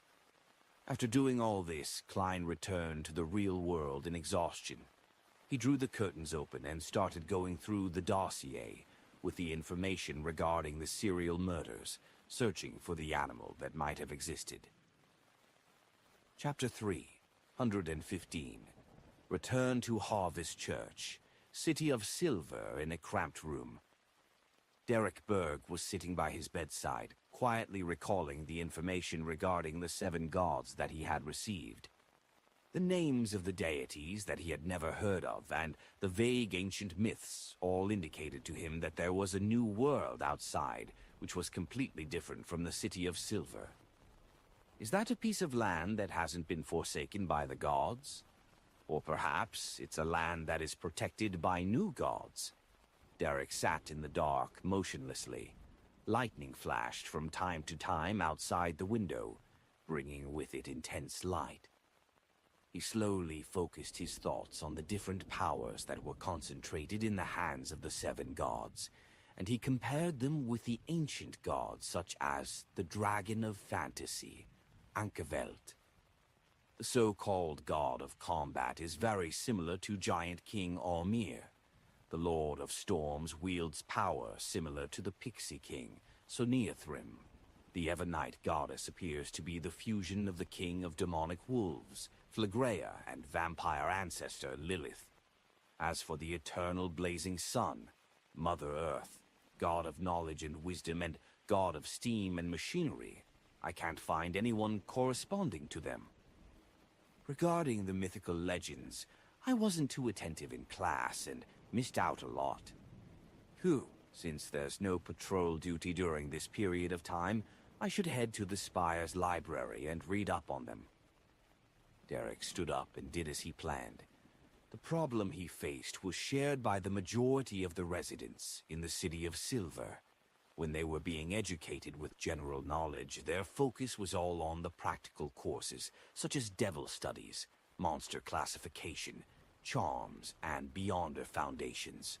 They were all focused on the knowledge that could be used to deal with monsters in the dark and increase the production of edible plants. As for supplementary classes like myth studies, they often didn't pay much attention. I guess if the history regarding the City of Silver hadn't been able to make the residents more united, raise their sense of honor, or heighten their sense of mission, and how the 6-member council was very strict in this regard, Derek believed that he could at most remember what had happened in the last 2 or 3 decades. Carrying the axe of Hurricane, Derek walked out of his house following the clean, simple, but old and mottled stone road until he reached the Twin Towers on the north side of the city. One of the spires of the Twin Towers served as the City of Silver's library, an exchange spot where merit points could be exchanged and daily necessities could be distributed. The dome was where the 6-member council resided and was rumored to contain a mystical item which had sustained the City of Silver for more than 2,000 years, as well as a repository for formulas and ingredients. Entering the spire, Derek went straight up to the 3rd floor and, according to his recollections, found the shelves where materials regarding mythology and the corresponding ancient books were stored.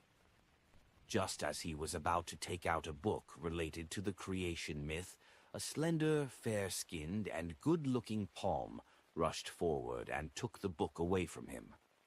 Derek traced the arm, and after a single glance, he lowered his head, pressed his hand to his chest, and said in a low voice, "Greetings, Elder Lovia." The one who had taken the book from him was one of the members of the 6-member council, Shepherd Lovia. She wore a long black robe embroidered with mysterious purple patterns. Her silvery gray hair was thick but curled up slightly. Her face was smooth and fair, her appearance gorgeous. She looked to be in her early 30s, and her pair of light gray eyes seemed to be able to pierce through one's soul. "Why," Lovia tersely acknowledged Derek's greeting and gently nodded her head without saying anything else.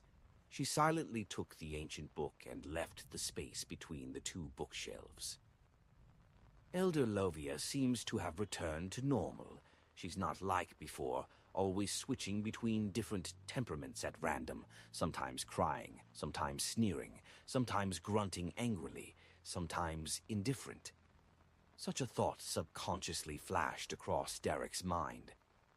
Suddenly, he felt an inexplicable sense of fear. It was because Elder Lovia was acting normally. Normal. After reading through the entire dossier, Klein found no record of any animals. It was obvious that the original investigation had overlooked this problem. Yea, I have to remember my earlier considerations.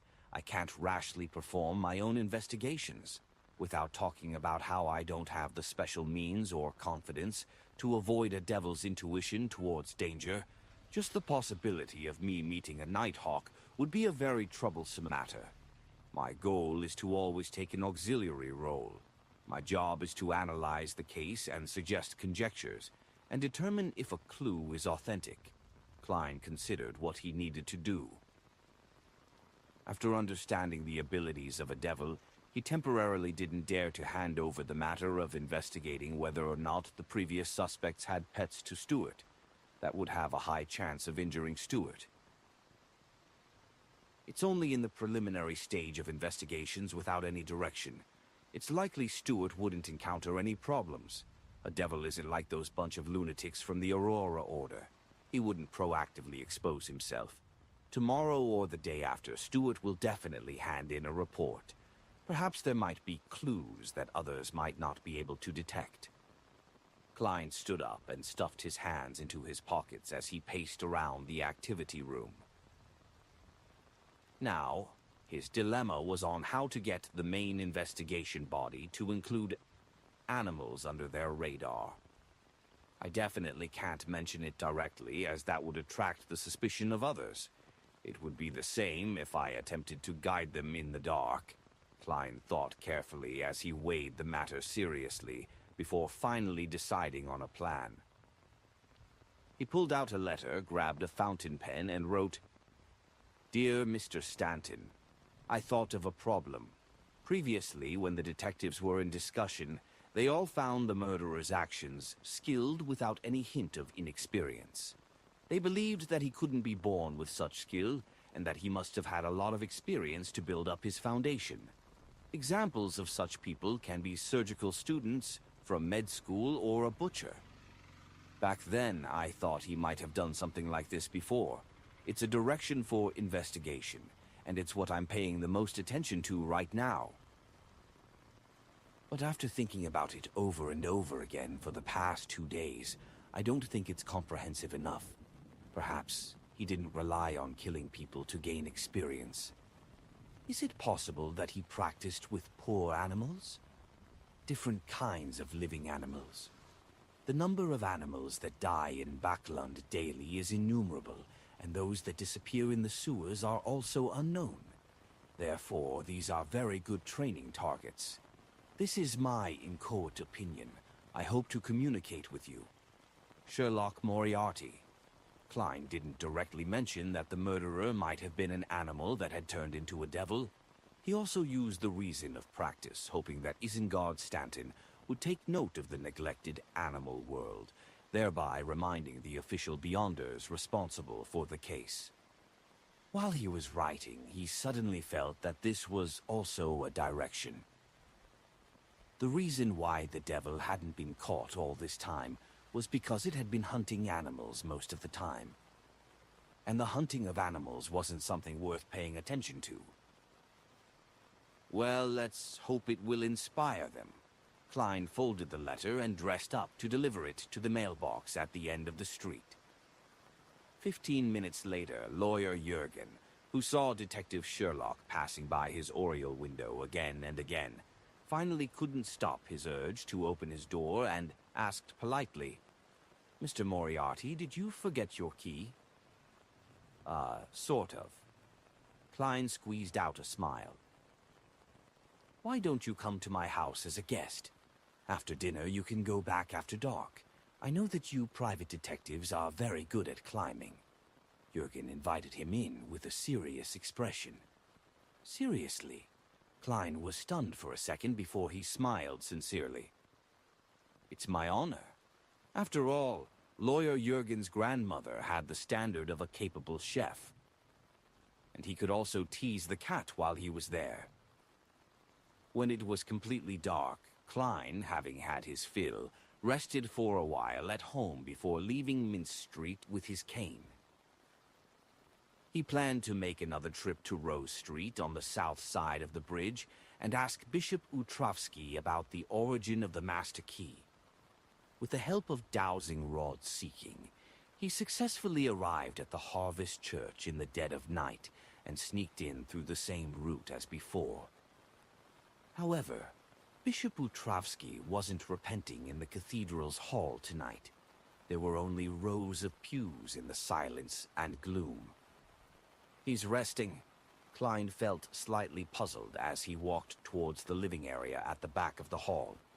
As he rounded the corner, he saw the tall, giant-like Bishop Utrovsky walking up the basement stairs. The heavy stone doors situated there were being banged on by someone. Who did he detain in the basement? Klein instantly thought of a series of warped ideas. Bishop Utrovsky looked up and saw Klein disguised the same as before. He was also surprised as he asked, "Haven't you found your way home yet?" "Do I look like someone who's been lost for so long?" Klein forced a smile. "Father, I'm not lost.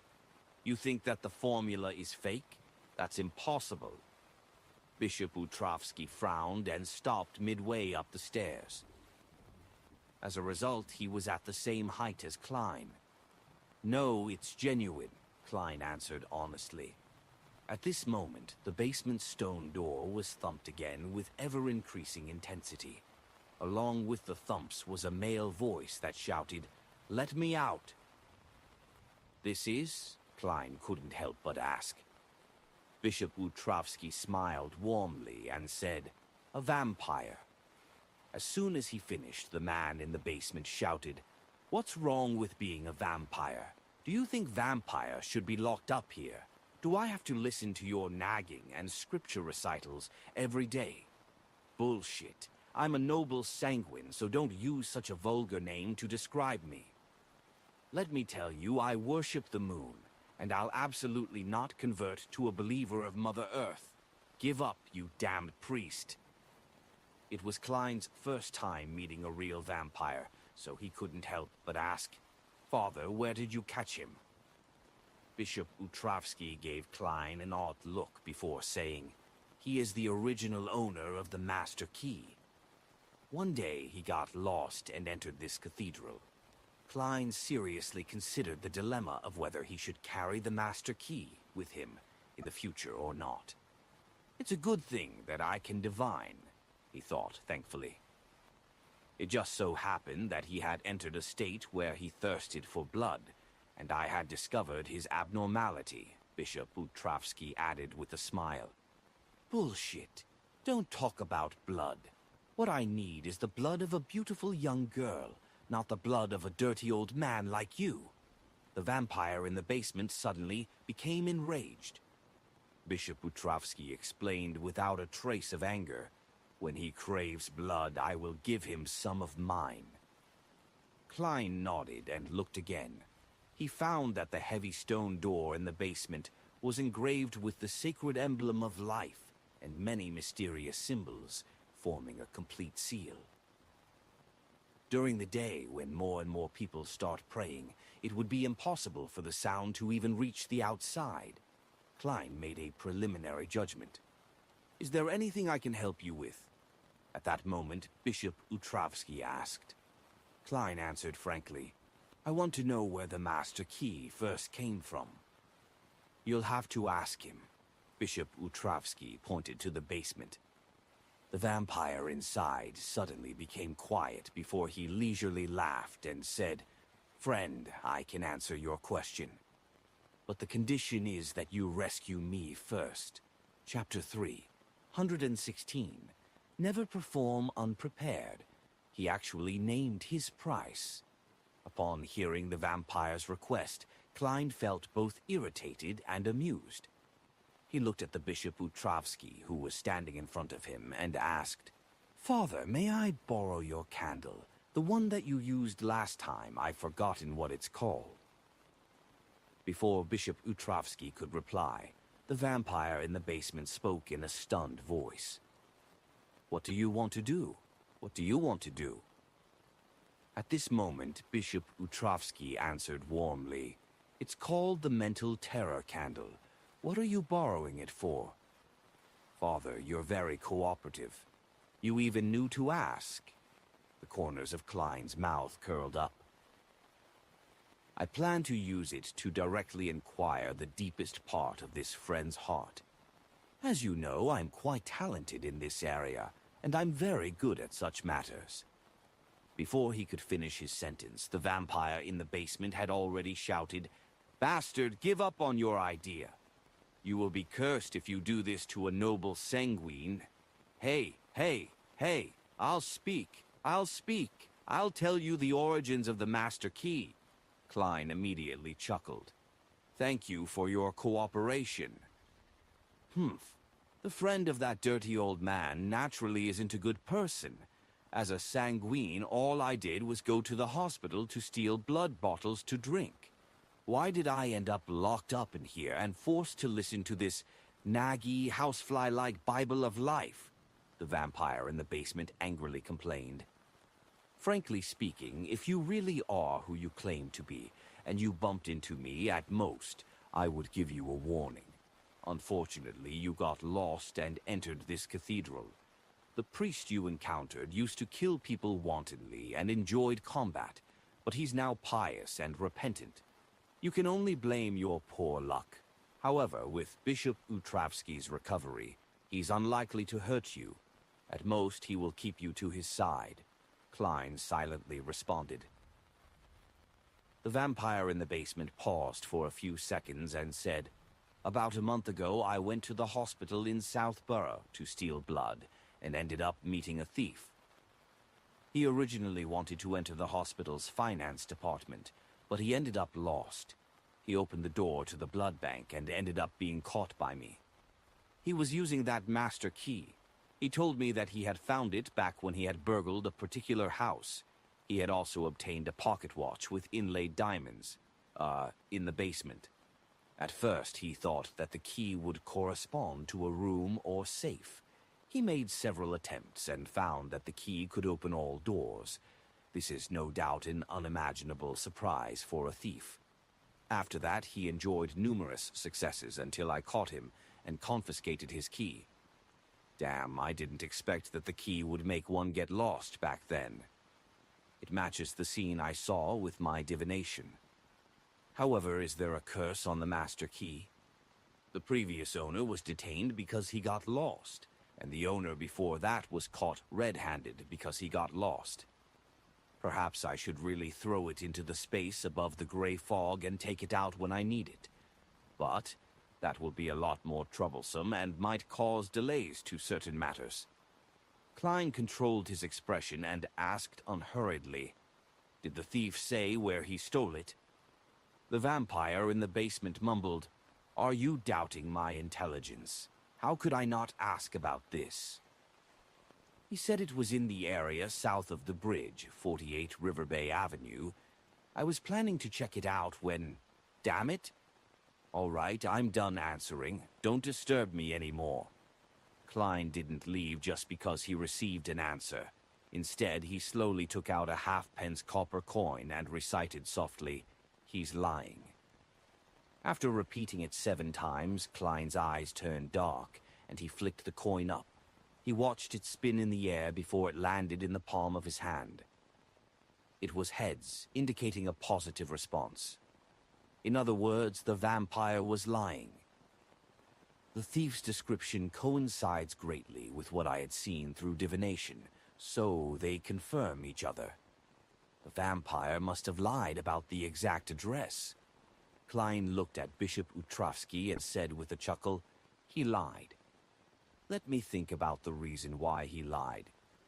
It would be very unwise of him to vent his anger and seek revenge on me, who is completely uninvolved. It would also be very detrimental to his situation. So I think he's actually using this method to call for help. That address might very well belong to a companion of his. Father, do you plan on paying a visit?" The basement suddenly fell silent. After a few seconds, the vampire laughed and said, "I just didn't want to tell you that easily. You threatened me just now, so I lied to take revenge on you. Isn't that normal? I can hear how forceful you are at trying to calm yourself down." Klein smiled and said, "Then what's the real answer? If you continue lying, I don't mind sending this address to the 3 churches. I'll just say that it has something to do with the recent serial murders." Humans are really vicious. The vampire sighed through the gritted teeth. "The area south of the bridge, 32 Verdi Street." Klein tossed the coin again and got the result that the vampire wasn't lying. "It seems like vampires don't have the ability to interfere with divination. I should confirm it above the gray fog when I'm back." Klein pressed his hand to his chest, faced the heavy stone door, and bowed. "Thank you for your cooperation." The vampire in the basement snappily replied. As Klein turned to leave, the vampire suddenly shouted, "Remember that my name is Emlyn White. Remember, my name is Emlyn White. Why do I have to remember your name? It's not like I'm going to serve you. Without preparation and without a home-ground advantage, I'm no match for Father Utrovsky, and he has the mystical item to transfuse blood. Could it be that this vampire's companion will offer a bounty, and he wishes for me to sell this information?" Klein was surprised for a moment before he walked out of the Harvest Church without a word. After finding a secluded place, he undid the spirit pendulum wound around his left wrist and started to divine if he should visit 32 Verdi Street at that very moment. The answer he got was that there was some danger, but it wasn't too high. There is certain danger. Where's the danger? What kind of danger would it be? Klein carefully analyzed the situation, suspecting that the apprentice who died from losing control had turned into a ghost-type monster due to its intense grievance. Furthermore, it was a relatively strong one at that. That's not right. That thief clearly came out with the master key without encountering any trouble. Could it be that the danger is in another secret location in the house? Klein thought for a moment and decided that it would be best for him to go only when he was sufficiently prepared. It prevented him from entering a situation in which he encountered an enemy whom he was unable to deal with his present beyonder powers. At the very least, I'll have to wait until I buy bullets that can purify wraith shadows. He nodded slightly. After this consideration, combined with his previous battle with Dawn Paladin Bishop Utrovsky, Klein suddenly felt that he could vaguely conclude the first rule of a magician: never perform unprepared. Doing otherwise would result in a high chance of messing up, Klein added silently. On Tuesday morning, after preparing butter and toasting 2 slices of bread, Klein was in no hurry to eat. He opened the door and retrieved the day's newspaper from the mailbox. "Hey, there's a letter." He pulled the letter out from the newspaper and glanced at the envelope as he returned to the dining room. "It's from Stuart. It appears that he has already completed his preliminary investigations." Klein nodded slightly, tore open the envelope, shook the piece of paper, and sat down at the dining table as he read it. Stewart claimed that the two suspects had shown no signs of abnormal behavior. One of them entrenched himself at the grocery store and guarded his wife and children, living a lifeless life, while the other was busy with various temporary jobs and working hard to maintain his life. They were not irritable, nor did they have the urge to fight. They also didn't lock themselves up in a room. At the end of the letter, Stewart lamented the harsh situation in East Borough and vowed to save enough money to avoid being reduced to staying there when he was old. "Thank you for your help. I will share my findings with the rest of you if there are any other clues," Klein replied to the letter, simply when he saw how Stewart had no signs of being discovered. He didn't want Stewart to delve deeper into the case, or else the devil might detect the danger and kill any latent dangers in advance. Putting away his pen and paper, Klein picked up a piece of bread that had already been soaked in butter and leisurely spent his breakfast with a cup of black tea and the newspaper. During this process, he felt rather regretful that there were no signs that the Beyonder gathering, organized by old Mr. Eye of Wisdom, would be held. Sigh, the existence of this devil has seriously affected the lives of the Backlund Beyonders. I hope Mr. Isengard Stanton is able to notice my hint and be fruitful. Yes, he should be a recognized Beyonder by the officials. Klein put down the newspaper and picked up a napkin to wipe his mouth before he packed up to leave. His plan today had been already decided last week. He was to visit the Royal Museum for the Emperor Roselle Memorial Exhibition. In Empress Borough, the opulent villa of Count Hall, Audrey was wearing a light lace dress and adorned snow-white fur as she waited for her personal maidservant, Anne, to help her put on a soft hat with pearls and a thin fishnet veil. Beside her, Susie sat there with a bow tied around her neck. "My beautiful little princess, where do you plan on going?" Count Hall asked, stroking his fine mustache as he descended the stairs. Audrey's eyes replied with bright eyes. "Father, I plan to attend the Roselle Memorial Exhibition. I can take a look at the original diary of Emperor Roselle and find a chance to get some for Mr. Fool," she added in her mind. Count Hall muttered to himself, "Why are you going today? There will be a lot of people, and the scene will be very chaotic. Yes, I'll get someone to coordinate with the Church of the God of Steam and Machinery. After the official exhibition is over, they'll open its doors specially for you and your friends for half a day. That way you can have a quiet and undisturbed tour.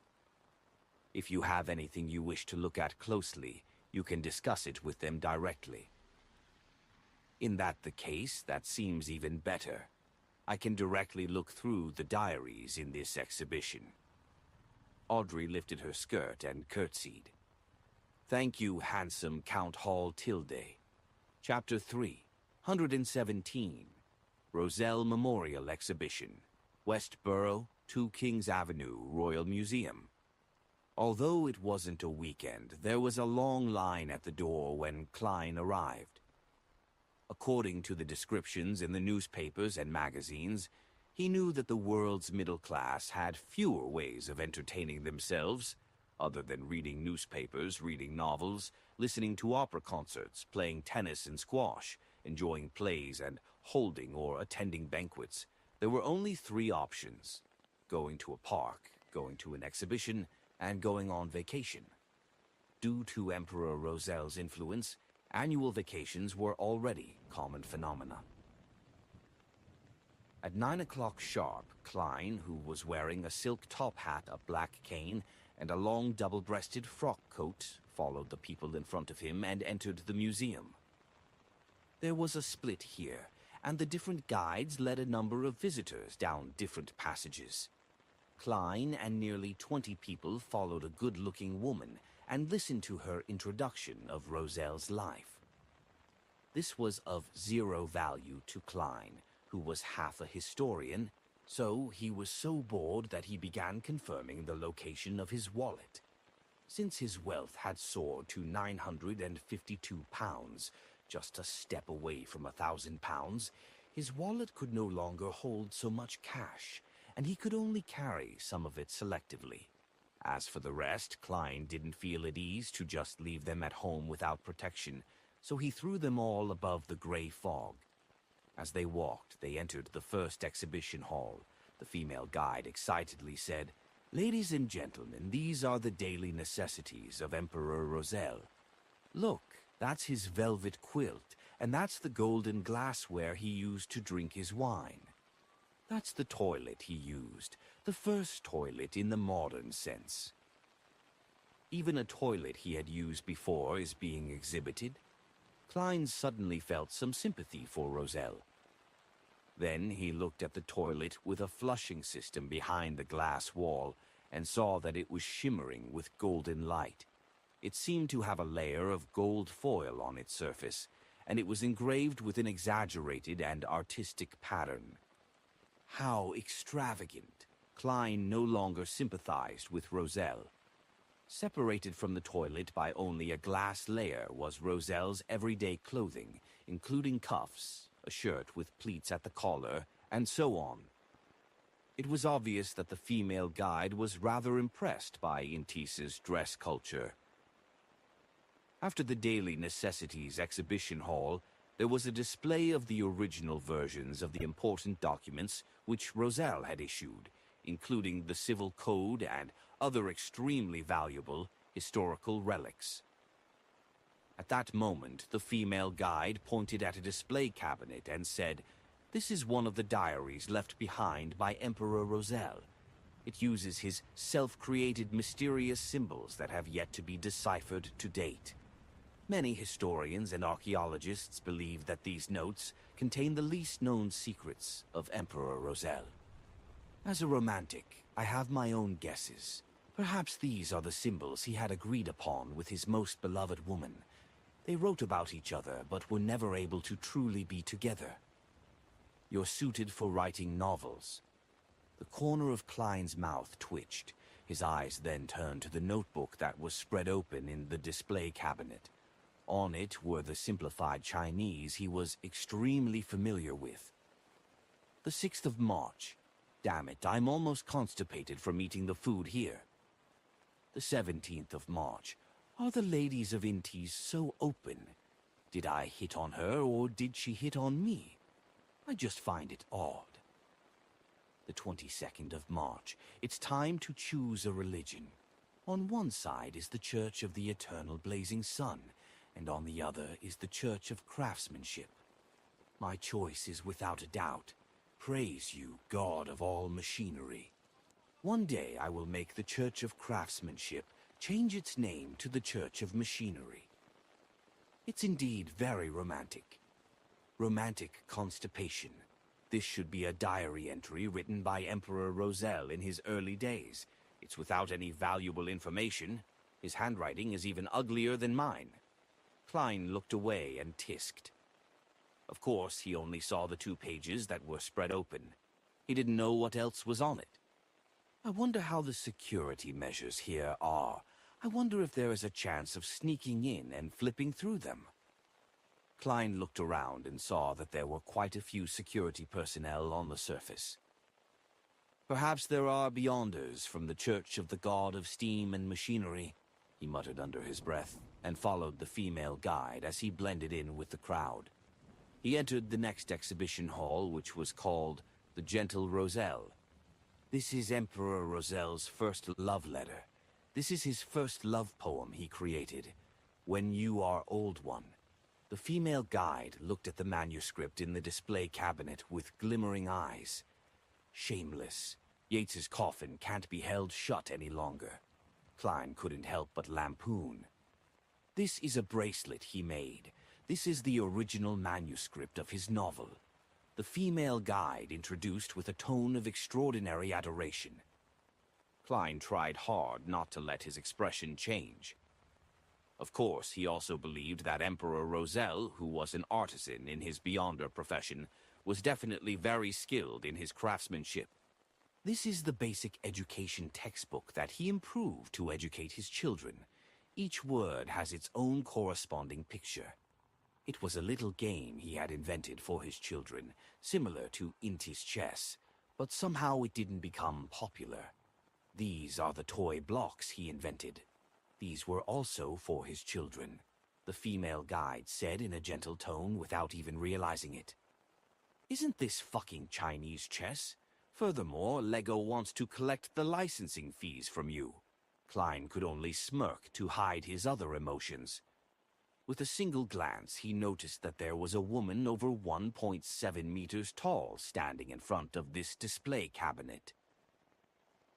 The lady had chestnut hair that fell to her waist, and she had a perfectly proportioned figure.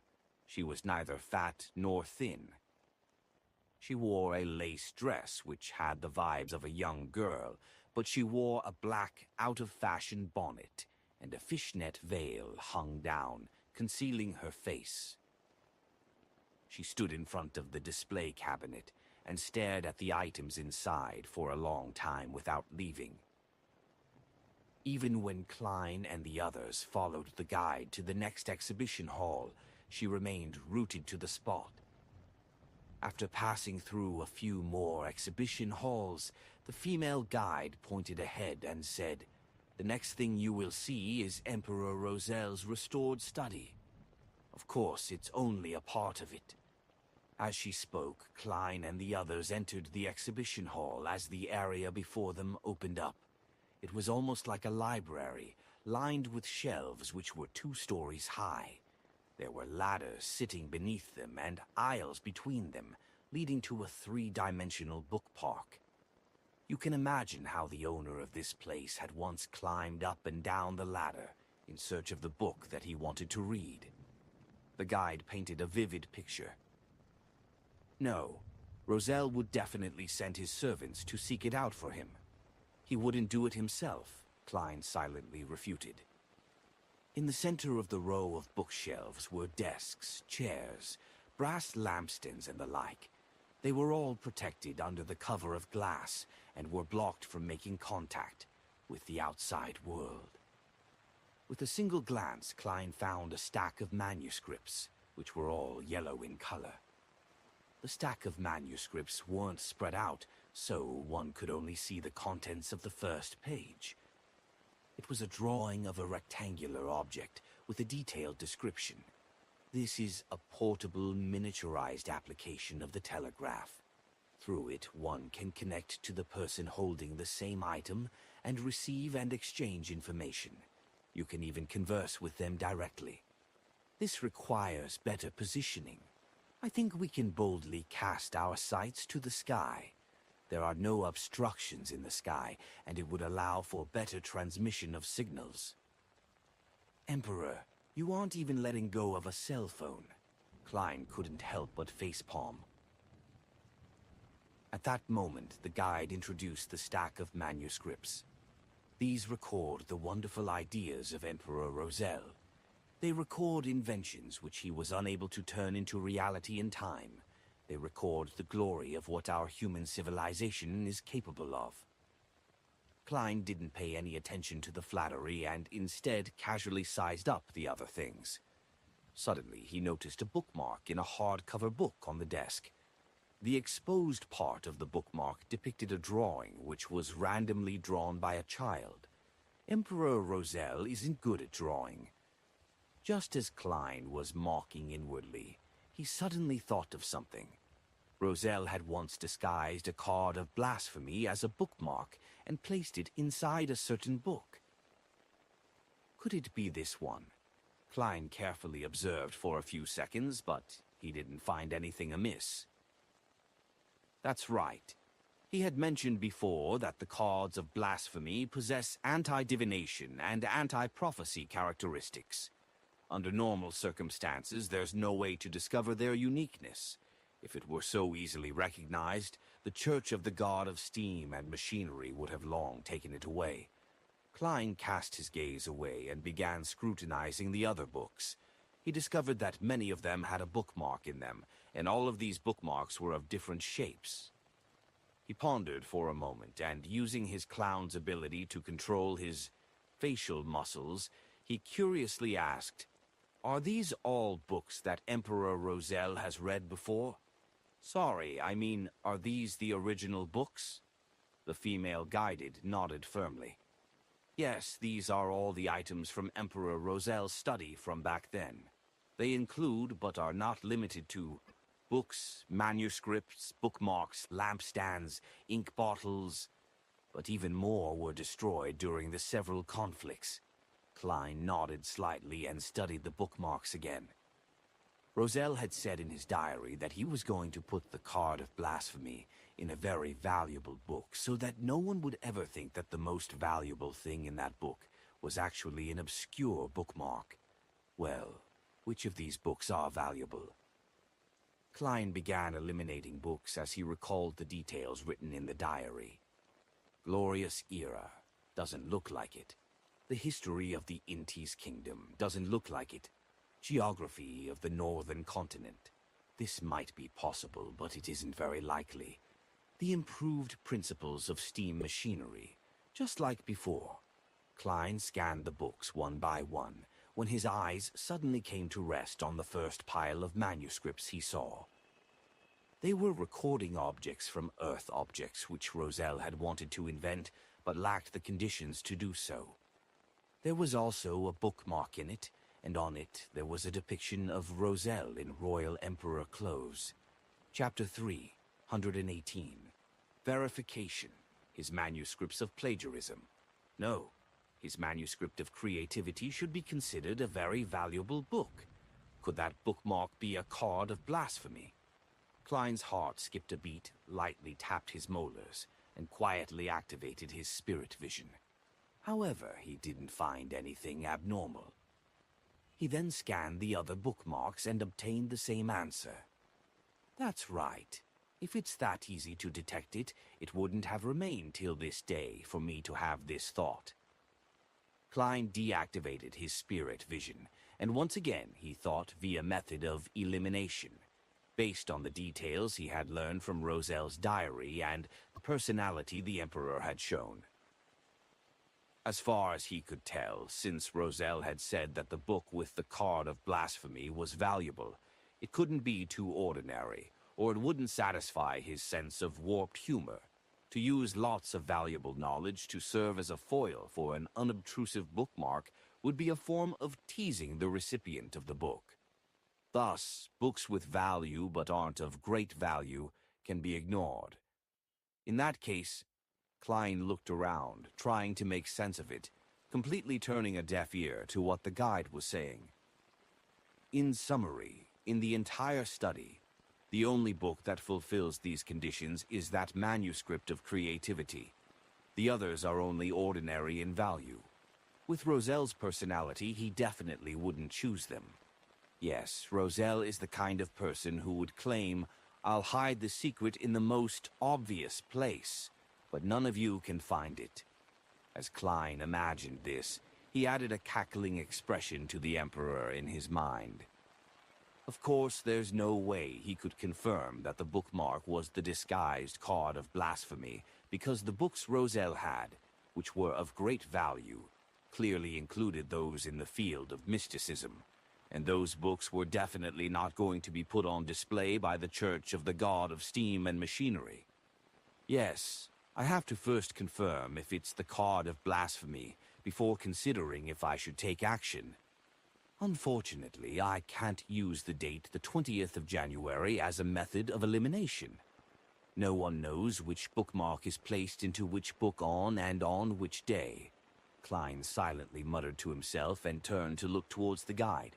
He asked with a smile, "Do the books on the shelf also have things stuffed in between them? For example, a note written by some noble lady to Roselle?" This question made many men give a knowing chuckle. The female guide shook her head and said, "No, there aren't any. The books that contain other items have all been taken out and placed here for everyone to see. This is just a restoration of Emperor Roselle's study. not the restoration of a particular point in time. There is no need to maintain an immutable state. Klein laughed and said immediately, "I understand, this sure is disappointing." "That's simply great. There's only one bookmark in the entire exhibition hall that requires verification." "The difficulty has greatly fallen," he added happily in his heart. As the guide introduced Roselle's favorite books, Klein looked around the room again, taking in the overall layout. To restore the room from more than a century ago, there were no gas lamps around the room. The lighting mainly relied on the iron-barred oriel windows that were a few meters away and the huge crystal chandeliers hanging from the ceiling. As for the brass lamp on the desk, there were no candles installed. It was purely a decoration. Looking out of the oriel window, Klein saw the yellow, withered lawn and a straight iron-black lamppost. He took note of the location and turned his attention back to the book the female guide was introducing. In his mind, he began to analyze the feasibility of the theft. There's one premise. According to Roselle's intentions, the various churches and the ancient royal families wouldn't wish for him to spread the cards of blasphemy and destroy the stable order that has been in place for more than 1,000 years.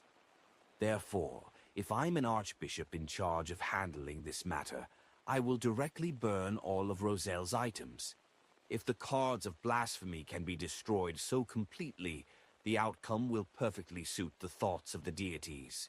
If the cards of blasphemy are difficult to be destroyed, they will definitely expose their abnormality after the burning.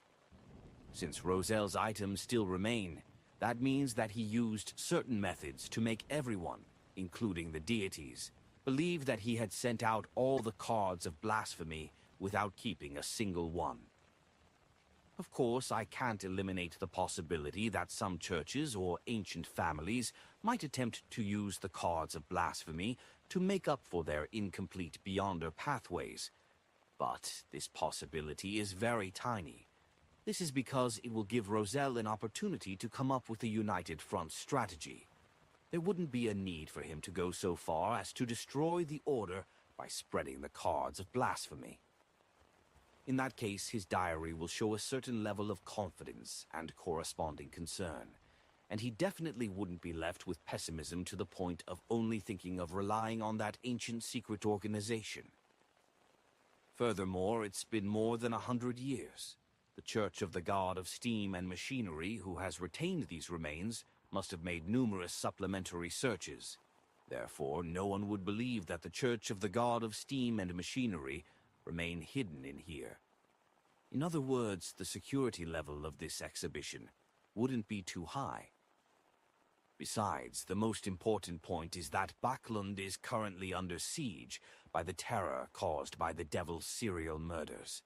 The Beyonders of the three churches must be sweeping through the entire city.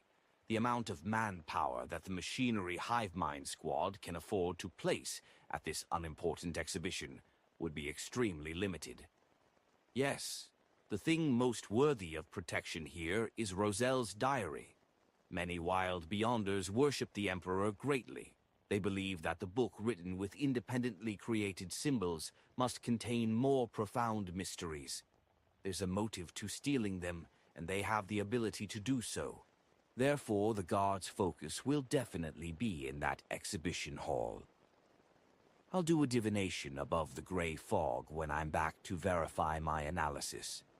However, I have to first test if it's a card of blasphemy. Otherwise, I would be taking a certain risk and wasting tremendous effort only to steal an ordinary bookmark. If that happened, I might as well lie back in my grave. Yes, how should I verify it?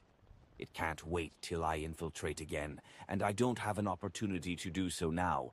I have to find someone to help. I have to be careful. Kleins followed behind the guide with a focused expression, as though he was very attentive. Miss Magician is an apprentice. She is able to go through walls and doors. It's like she possesses a master key, so she's a good candidate. However, she's only sequence 9. The mission of infiltrating to do the verification is way too dangerous for her. Miss Shio? No, she wouldn't be up to this. Let her get a thief to help?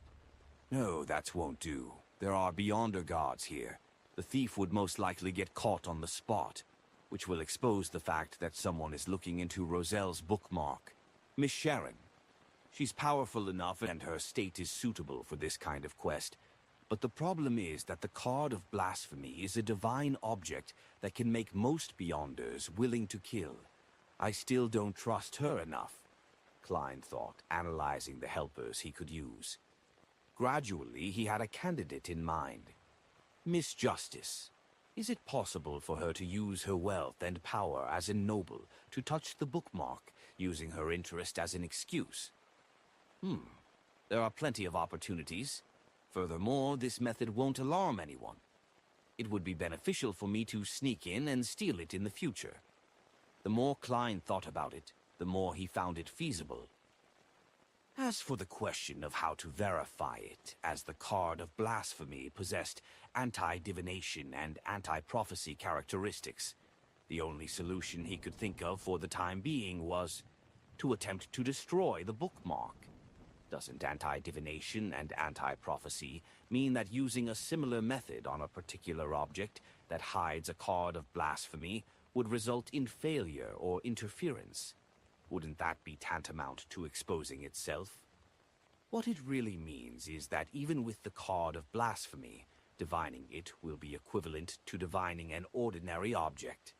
The divination would result in something equivalent to the ordinary object.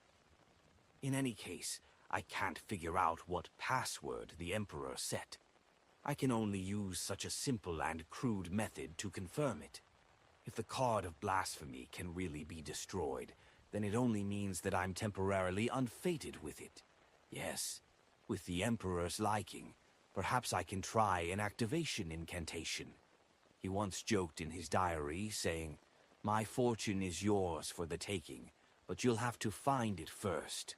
I left everything I own at the ends of the Fog Sea, and the Card of Blasphemy is one of those treasures. The activation incantation could be set to one piece in ancient Hermes. That's not right. That way, there would be no one who can obtain anything unless a second transmigrator appears. This isn't in accordance with the Emperor's intention to create chaos and destroy order, so the corresponding word for Pirate King was in either Hermes or ancient Hermes." Klein slowly confirmed his thoughts, paying more and more attention to the layout of the exhibition hall. Under the guidance of the female guide, they left the restored study and entered another exhibition hall. When everything was over and he was free to move around, Klein said, a little embarrassed, "Excuse me, but I would like to know where the washroom is." "Upstairs." "No, that's where our office is. If you follow this path until the end before turning left, you will see it." The female guide politely pointed in a direction. Using this opportunity, Klein figured out the connections of the washroom and several large exhibition halls, and he sketched out a rough layout in his mind. At noon, he left the Royal Museum without doing anything and returned to 15 Minsk Street. Klein had originally wanted to instruct Miss Justice as the Fool, saying that his adorer needed help, but on second thought he felt that it would ruin the image of Mr. Fool. As an unfathomable figure, he has to appear calm and collected. He can't always be helping his adorer. At the very least, he can't be personally bringing up such matters, time and time again. Klein thought for a moment and quickly worked out a solution. He decided to pass on the image and voice of his adorer's plea directly to Miss Justice. In the process, Mr. Fool didn't say anything. "Phew." Klein exhaled, drew the curtains, rubbed his cheeks, and began to pray to himself. The fool that doesn't belong to this era. The mysterious ruler above the gray fog.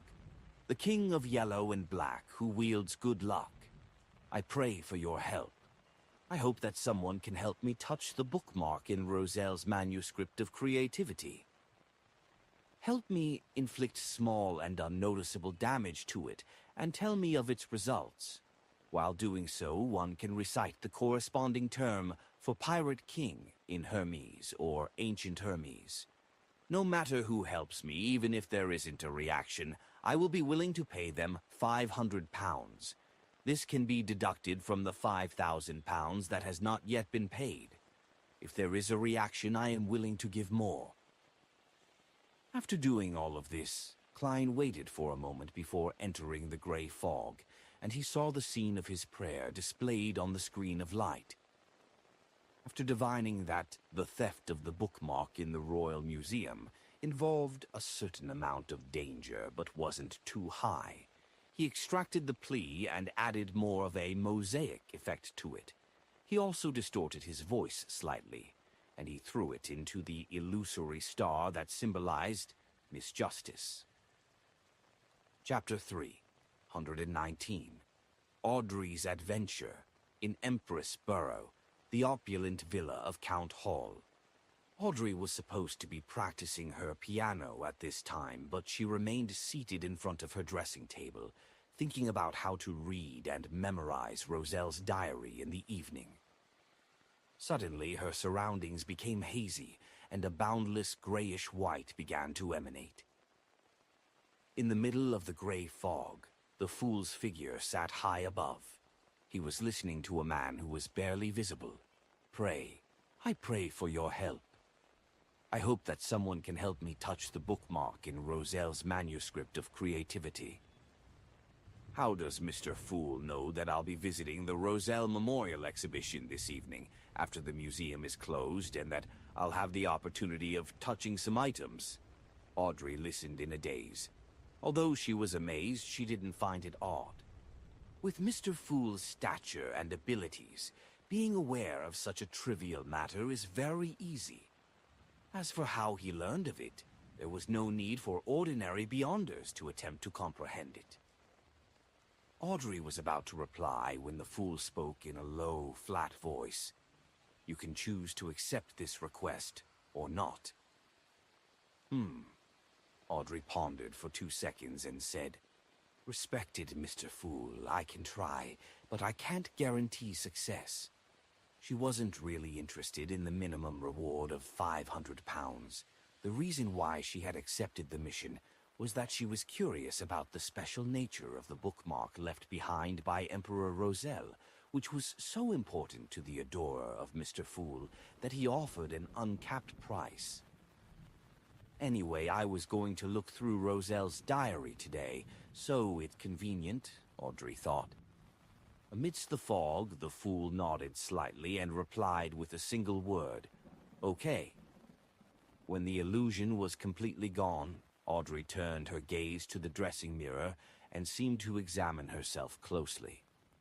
Feeling both nervous and excited, she began to make plans for the evening operation. I cannot let them notice anything unusual.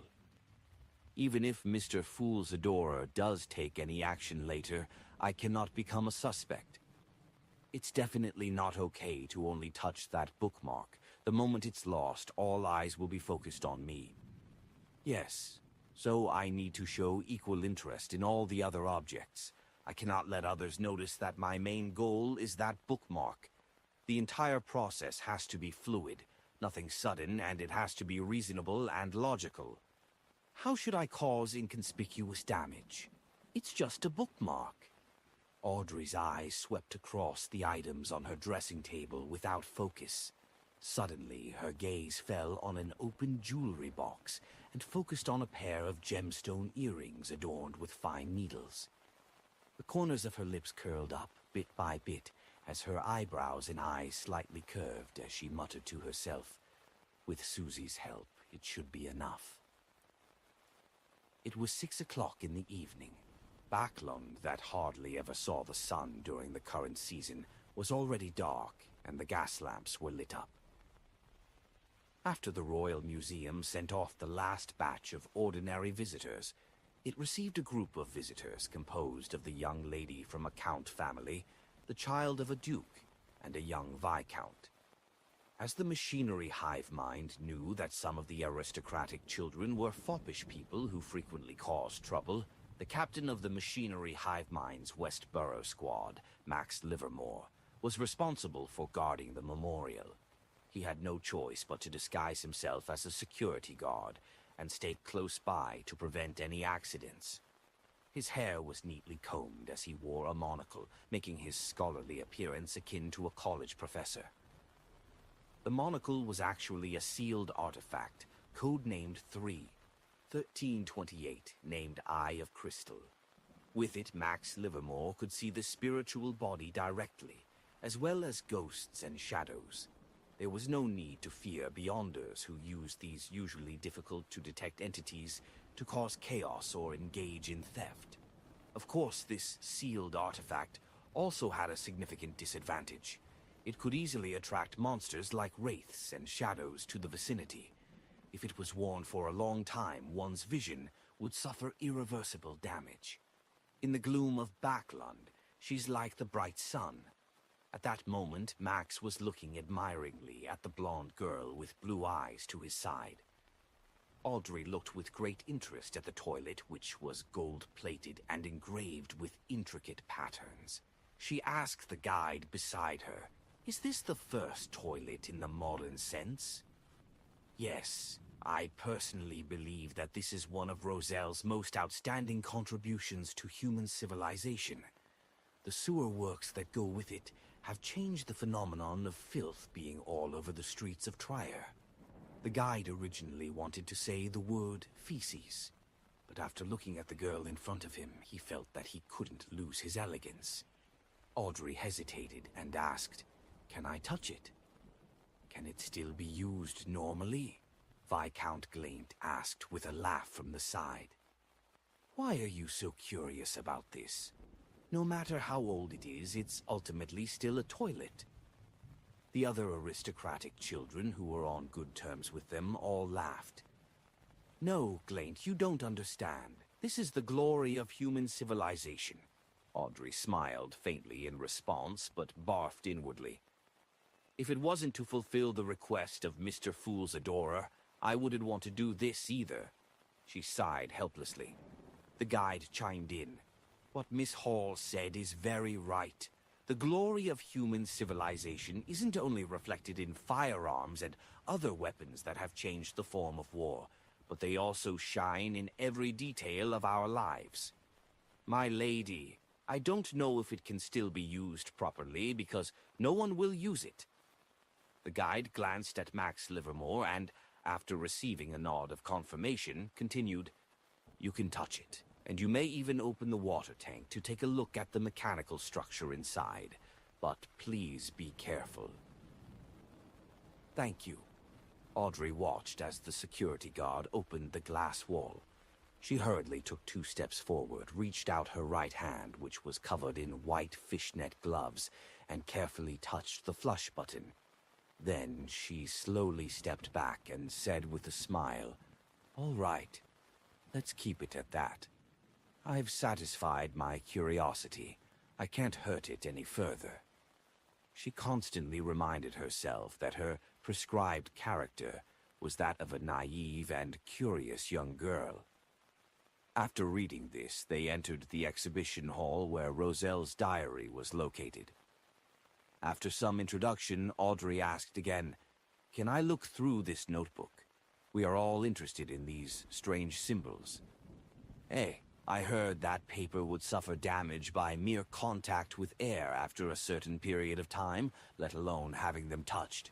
It shouldn't be possible, right?" She blinked, making her beautiful gem-like eyes express sincerity and desire, together with a little disappointment. The guide looked at Max Livermore again and waited for his reply before smiling. "The church used a special storage method to make the paper look the same as if it was produced only a few years ago. Furthermore, even without this method, we will try our best to fulfill your requests. However, we may need to change environments, change our clothes, and go through a stricter process. You can flip it, but not for too long. Don't use too much strength." Audrey's eyes lit up all of a sudden, making it hard for anyone to shift their gaze away. After sincerely thanking the guide, she, Viscount Glaint, and the other mysticism enthusiasts had the glass cover removed as they carefully flipped through the notebook. Audrey tried her best to memorize, but due to the complexity of the symbols, her ability to remember them in this short period of time was rather limited. "That should be around 2 pages of content. I wonder if there's any way to make a copy of it." Her thoughts wandered as she gave her spot to her peers. In this way, she made a request for a closer look at something in each of the exhibition halls, which was mostly met. After a while, they arrived at the restored study. Audrey kept to her previous behavior and would ask a few questions from time to time, fully displaying her curiosity. When the guide introduced the manuscript of creativity, her eyes lit up and she said, "Can I flip through it? I wish to see what the manuscript of the great inventor, Roselle, looks like. I also want to know what wonderful ideas it contains." "No problem, beautiful Miss Hall, Honorable Viscount Glaint. You can all have a look through it. If any of you are a devout believer of the church, you can even apply for a copy," the guide replied, according to Max's gesture. As a believer of the goddess, Audrey could only respond with a faint smile. It wasn't convenient for her to make a comment. At the same time, she pretended to lift her hair and touched her right ear with her palm, quietly removing her earring. Immediately, when the glass case that encased the desk was opened, Audrey stepped forward and, holding down the manuscript, casually pulled out the bookmark before casually flipping a page. At this moment, Susie, who had received her hint, suddenly barked in a particular direction. "Woof, woof, woof!" The crowd's attention was immediately attracted in that direction. Audrey lowered her arm and used the earring in her palm to stab at the bookmark she was holding. While doing so, she chanted the phrase, "Pirate King," in her mind, using Hermes before switching to ancient Hermes. When the sharp, needle-like accessory touched the surface of the bookmark, Audrey suddenly felt an intense and illusory resistance just as it was about to penetrate the bookmark. An unusual resistance. The resistance disappeared in a flash. The fine needle punctured a tiny hole and nearly pierced through. There really is a reaction. There's really something strange about it. The light in Audrey's eyes glinted. Without daring to try again, she lifted her hand and placed the bookmark on the desk. Then she looked at Susie and calmly told her maidservant Annie, "Hey, take her to the bathroom." "Yes, milady." Annie hurriedly led Susie out of the room. Ting. Taking this opportunity, Audrey threw the earring in her hand onto the ground. Then she tilted her head and said, "I'm sorry, I dropped my earring." Another maid hurried over, picked up the earring, and helped her put it on. The interlude went by in a flash, and everyone's attention returned to the manuscript. After they were pretty much done with it, they saw the security guard, Max Livermore, quickly tuck the bookmark in and closed the glass cover again. Audrey's interest remained as strong as before in the next few exhibition halls. Just like before, she didn't show any abnormalities. It was only when she left the museum and returned home did she find a chance to recite the honorific name of the fool and report the results. "I did what your adorer requested, and I damaged that bookmark a little." It had an abnormal reaction. Chapter 3, 120. Action. An abnormal reaction. From the looks of it, it really is a card of blasphemy. Above the gray fog, Klein, who received the reply, was delighted at first, but he then exclaimed in surprise, "Isn't Miss Justice way too efficient? I only entrusted the mission to her this afternoon, and she has already completed the verification by the evening. Furthermore, this is obviously past the closing time of the Royal Museum.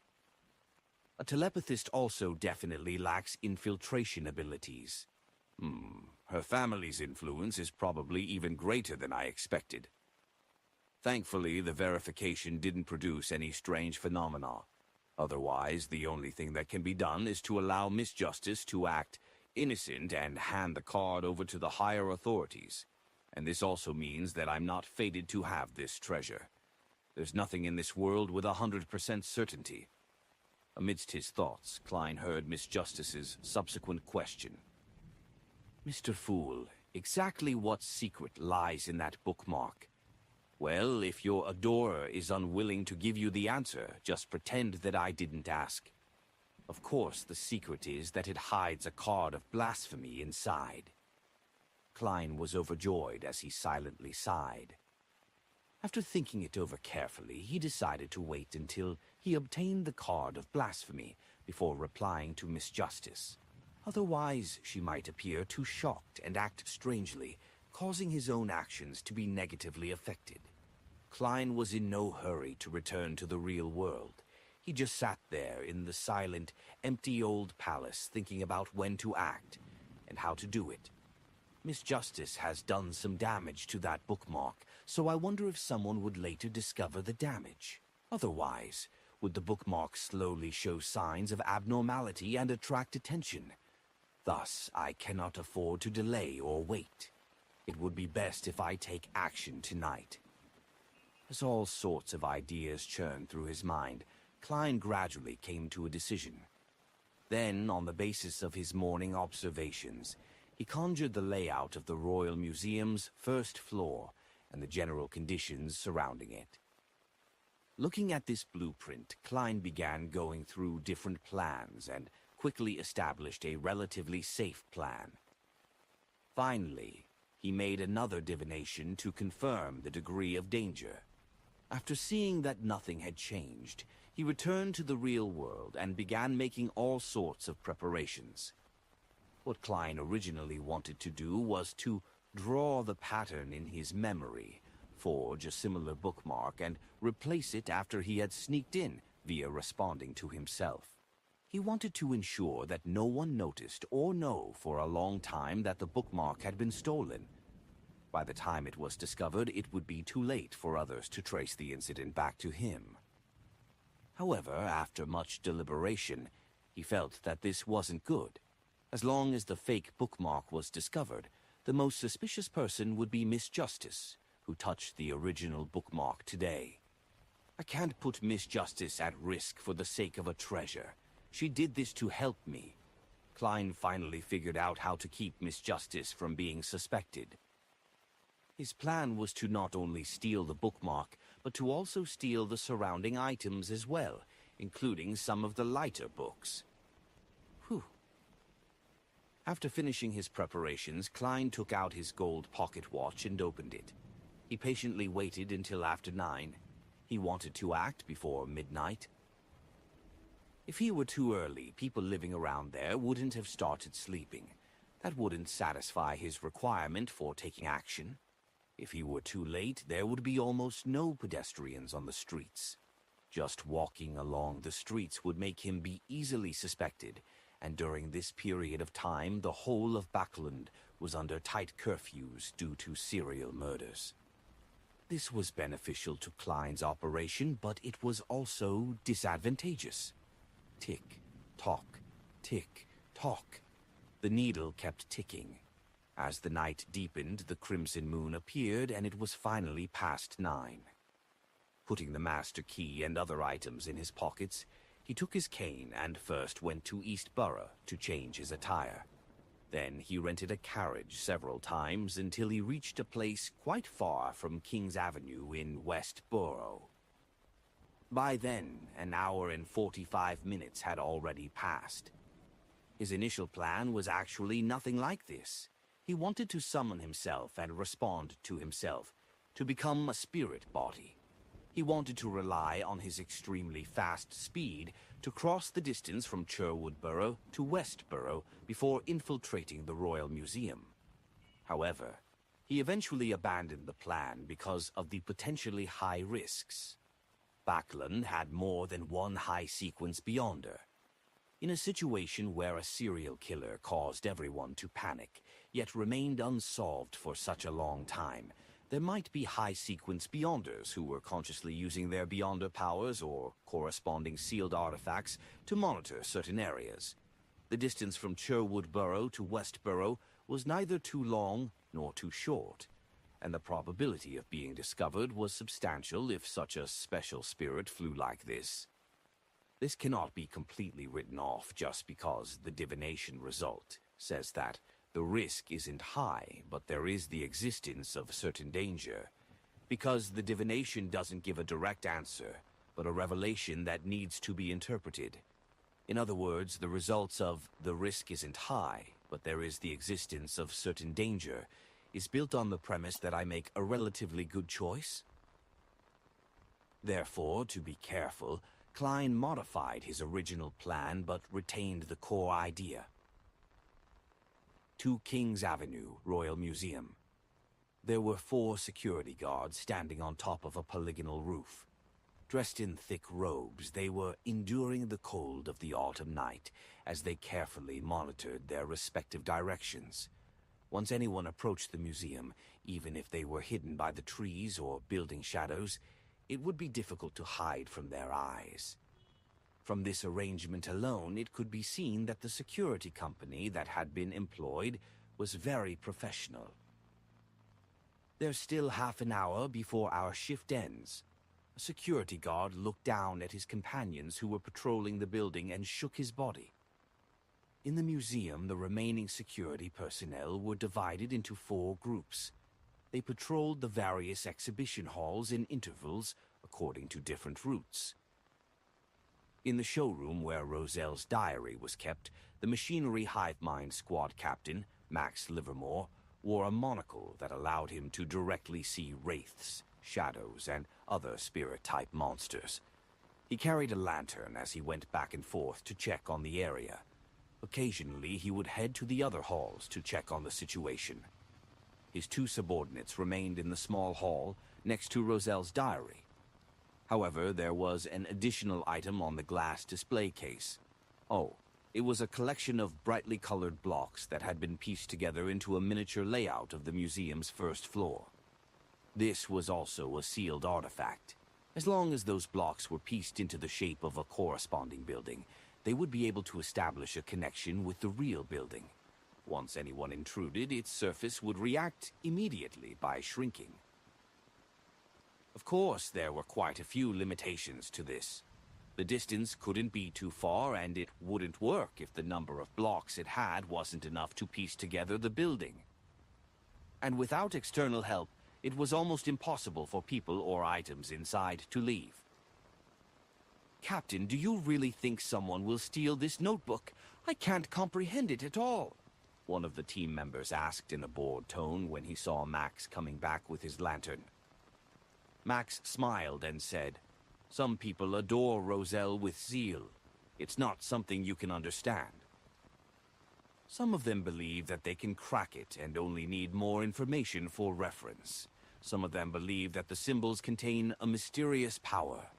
As long as they can find the correct combination, they will gain Beyonder powers. In previous exhibitions, we would capture such criminals from time to time. So that's why we didn't hide the notebook away and place them in sealed areas. We are waiting for these people to surrender themselves," another teammate asked with enlightenment. Max nodded and said, "Who wouldn't want free meritorious deeds?" 18 Kings Avenue, outside a building next to a crossroad junction. Klein followed the shadows and shaded areas, using the master key from time to walk in a straight line before finally arriving here. He took out the plain brass key, pointed it at the kitchen door, and turned it silently. The imperceptible rippling happened as Klein entered the room. All the way through, he saw doors and walls, and without disturbing anyone, he found a storage room. This master key is really useful. However, both of its previous owners lost themselves and entered dangerous spots. It makes me afraid of continuously carrying it. Klein sighed as he put away the brass key. With the room beside him being the servants' sleeping quarters, He took out holy night powder and released his spirituality to seal off the storage room, making any commotion from within impossible to leak out. Then he took out a candle and placed it on a crate in front of him. Pa! He snapped his finger and produced a light blue spirituality fire on his fingertip. After the candle wick was lit, he summoned himself using ritualistic magic and then responded to himself above the gray fog. What? Less than a minute later, Klein was floating in the room, facing his body whose eyes had lost their luster. So, after familiarizing himself with this feeling, he wrapped the ancient and exquisite Azak copper whistle to stabilize his spirit body and made it stronger. It caused a chilly wind to begin to swirl in the room. At the same time, he also used this power to slightly change the appearance of his illusory spirit body, causing it to appear as if there was a layer of paint on its face. After doing all of this, Klein took a box of common matches he randomly bought off the streets, cut out a transparent door in the wall of spirituality, and headed out. Action time. He silently encouraged himself, and just like a real ghost, he passed through the residential buildings one by one before successfully arriving outside the Royal Museum. There was no need to activate his spirit vision. In this state, he could clearly see every security personnel, their aura and emotions, which unreservedly betrayed them. Finding the withered lawn and the iron-black lamppost that faced the hall window, Klein didn't swagger over just because ordinary people couldn't see him. Instead, he followed the shadows and took an elusive route. He passed through the sculpted tree and obstacles before cautiously arriving at his destination. He stuck close to the wall, as he couldn't guarantee that the security personnel didn't comprise of a member of the machinery hive mind. At this moment, the 4 security guards on the rooftop, who were carefully inspecting their respective areas of operations, were like blind people. They failed to discover anything. Klein didn't enter the exhibition hall directly, because his spiritual perception and intuition told him that the museum floor was shrouded in a mysterious power. It also had to do with how he couldn't confirm if there were beyonders inside. He followed his plan and circled to another area, to the washroom that was closer to the exhibition hall that housed Roselle's diary. Then he threw the box of matches he had brought with him through the vent. Next, he flew up and entered the second floor. Chapter 3, 121. A living person appears. In the exhibition hall where Roselle's diary was kept, the 2 machinery hive mind members suddenly heard a clatter. At the same time, they turned their heads to look at the sealed artifact made out of blocks above the glass display case. Inside the scaled-down model of the museum's first floor, there was a gray dot that was constantly flashing. "There's a lifeless object in the nearest washroom." One of the team members made a definite judgment. The other team member relaxed a little, frowned, and said in a guessing tone, "A dead leaf blown in by the wind?" "It's possible." The team member who spoke first nodded. "Let's wait till the security guards pass by. We'll get them to check and confirm the situation. Captain told us to stay here and not to leave no matter what happens, especially not alone. In the event of an urgent emergency, they could evacuate with Roselle's notebook." "All right." His companion had no objection to his suggestion. In the office area on the second floor of the museum, Klein was like a floating ghost, passing through one wall after another and flying directly above the restored study. However, he didn't fly too fast. Instead, he continued to sense the fire spark below and kept track of the distance. When the straight-line distance reached almost 30 meters, he lifted his illusory and translucent right hand and soundlessly snapped his fingers. In the washroom on the first floor, the box of matches exploded with a soft bang.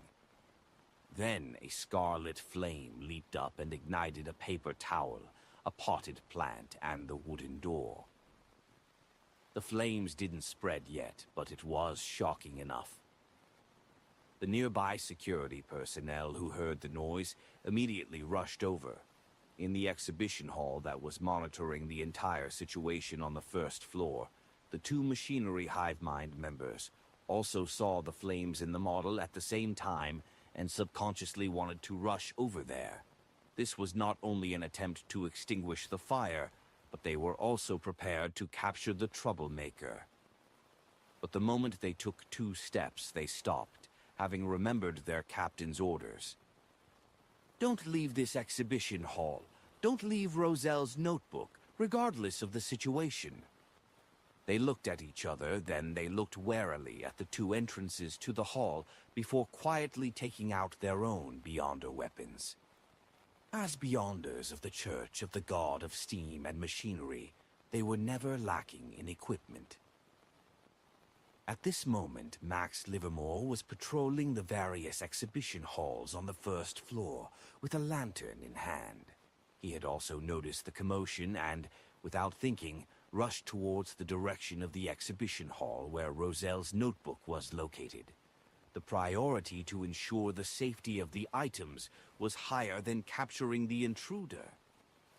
Moreover, Max believed that no matter what the other party's intentions were, as long as they entered the first floor of the museum and entered any of the halls, they would be under the effect of the sealed artifact, and it wouldn't be easy to leave that easily.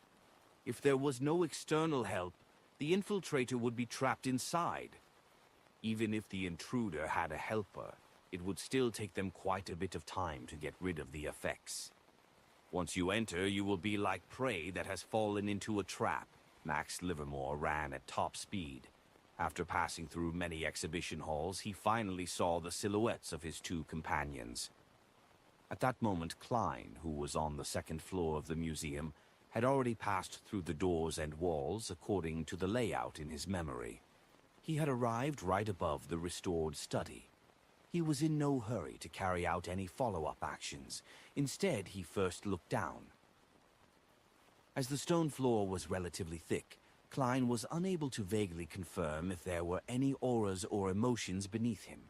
He could only spread his arms wide, fall forward, and silently lie on the ground. His illusory and transparent figure quickly faded into the ground. On the crystal chandelier hanging from the ceiling on the first floor, a faintly discernible human face suddenly appeared. Oh, the strange face overlooked the exhibition hall, its eyes constantly moving, taking in the scenery of every corner in the area. "There are no Beyonders or security personnel." Mumbling to himself, Klein penetrated the ceiling and descended in front of Roselle's glass-covered desk. He glanced at it, and without hesitation he reached out with both hands to grab the bookmark in the manuscript of creativity and the bookmark which looked like child's graffiti. He was trying to prevent a powerful Beyonder, who could reconstruct the scene through magical means, from knowing that he knew which bookmark was abnormal. This was to prevent the investigator from suspecting Miss Justice, who had only touched one bookmark. Augmented by Azik's copper whistle, he passed through the glass case and steadily held the 2 bookmarks. Then he wrapped them within his spirit body. After finishing this step, Klein's heart calmed down, no longer having any obvious nervousness or tension. He stretched out his hands again, reaching out for the other bookmarks. "Wah! Wah! Wah!" The loud and shrill cry of a baby suddenly reverberated within the exhibition hall. It was so illusory, as though it came from far, far away. Klein's body stiffened, freezing all of a sudden like a lake encountering extreme coldness. In his spirit-body state, he appeared to have been frozen. "Wah! Wah! Wah!" Along with the cries of the baby were fine black rifts that surrounded Klein like a discontinuous iron fence. In the blink of an eye, one of the black rifts cracked open, revealing an eyeball filled with blood strands. In the center of the eyeball was a deep pupil, and in it, countless tiny white worms were crawling and squirming. 1, 2, 3. black rifts opened successively, and one by one the bizarre eyeballs were exposed in midair. They stared at Klein in a cold and merciless manner. As they appeared, everything around them froze in place. Even the illusory spirits were unable to penetrate through them. It even became hard for Klein to sense the existence of the spirit world. He found it difficult to see the translucent figures that were located infinitely high. He found it hard to see the different colors, the lustrous splendors which contained various types of knowledge. "Why did you only take the bookmarks?" A soft but unemotional female voice entered Klein's ear. He froze on the spot and saw a tall bookcase divided into 2 levels. The top level almost reached the ceiling, with a staircase and a passage surrounding countless books. At the top of the stairs sat a figure shrouded by the darkness. The figure's feet, which wore black leather boots, hung from the wooden stairs as they were suspended in midair. I actually didn't sense her existence at all. Is she some powerhouse from the machinery hive mind? No, she might be a high-sequence beyonder. Klein didn't answer. Instead, he narrowed his eyes. "Why did you only take the bookmarks? Where did you learn to only take the bookmarks?" The figure asked once more. The gentleness had a hint of sternness, and the bloodshot eyeballs surrounding him rapidly widened, as though they wanted to occupy the entire space. Before she could finish her sentence, Klein revealed a wide smile on his face. His illusory, nearly translucent figure instantly disappeared, leaving his whereabouts unknown. Even Azik's copper whistle and the 2 bookmarks which were wrapped in his spirit body had vanished. Above the gray fog within the majestic ancient palace, Klein's figure suddenly appeared at the top of the long, mottled table. He leaned back into his chair and said with a chuckle, "Fortunately, I was prepared." The state of his spirit body wasn't part of his beyonder powers. It didn't originate from the transformation between his physical body and spirit body. This was the result of him summoning himself and responding to his ritual. And the power of this ritual came from the mysterious space above the gray fog. It stemmed from its special nature. Hence, as long as Klein succeeded, he wouldn't even need to try to escape.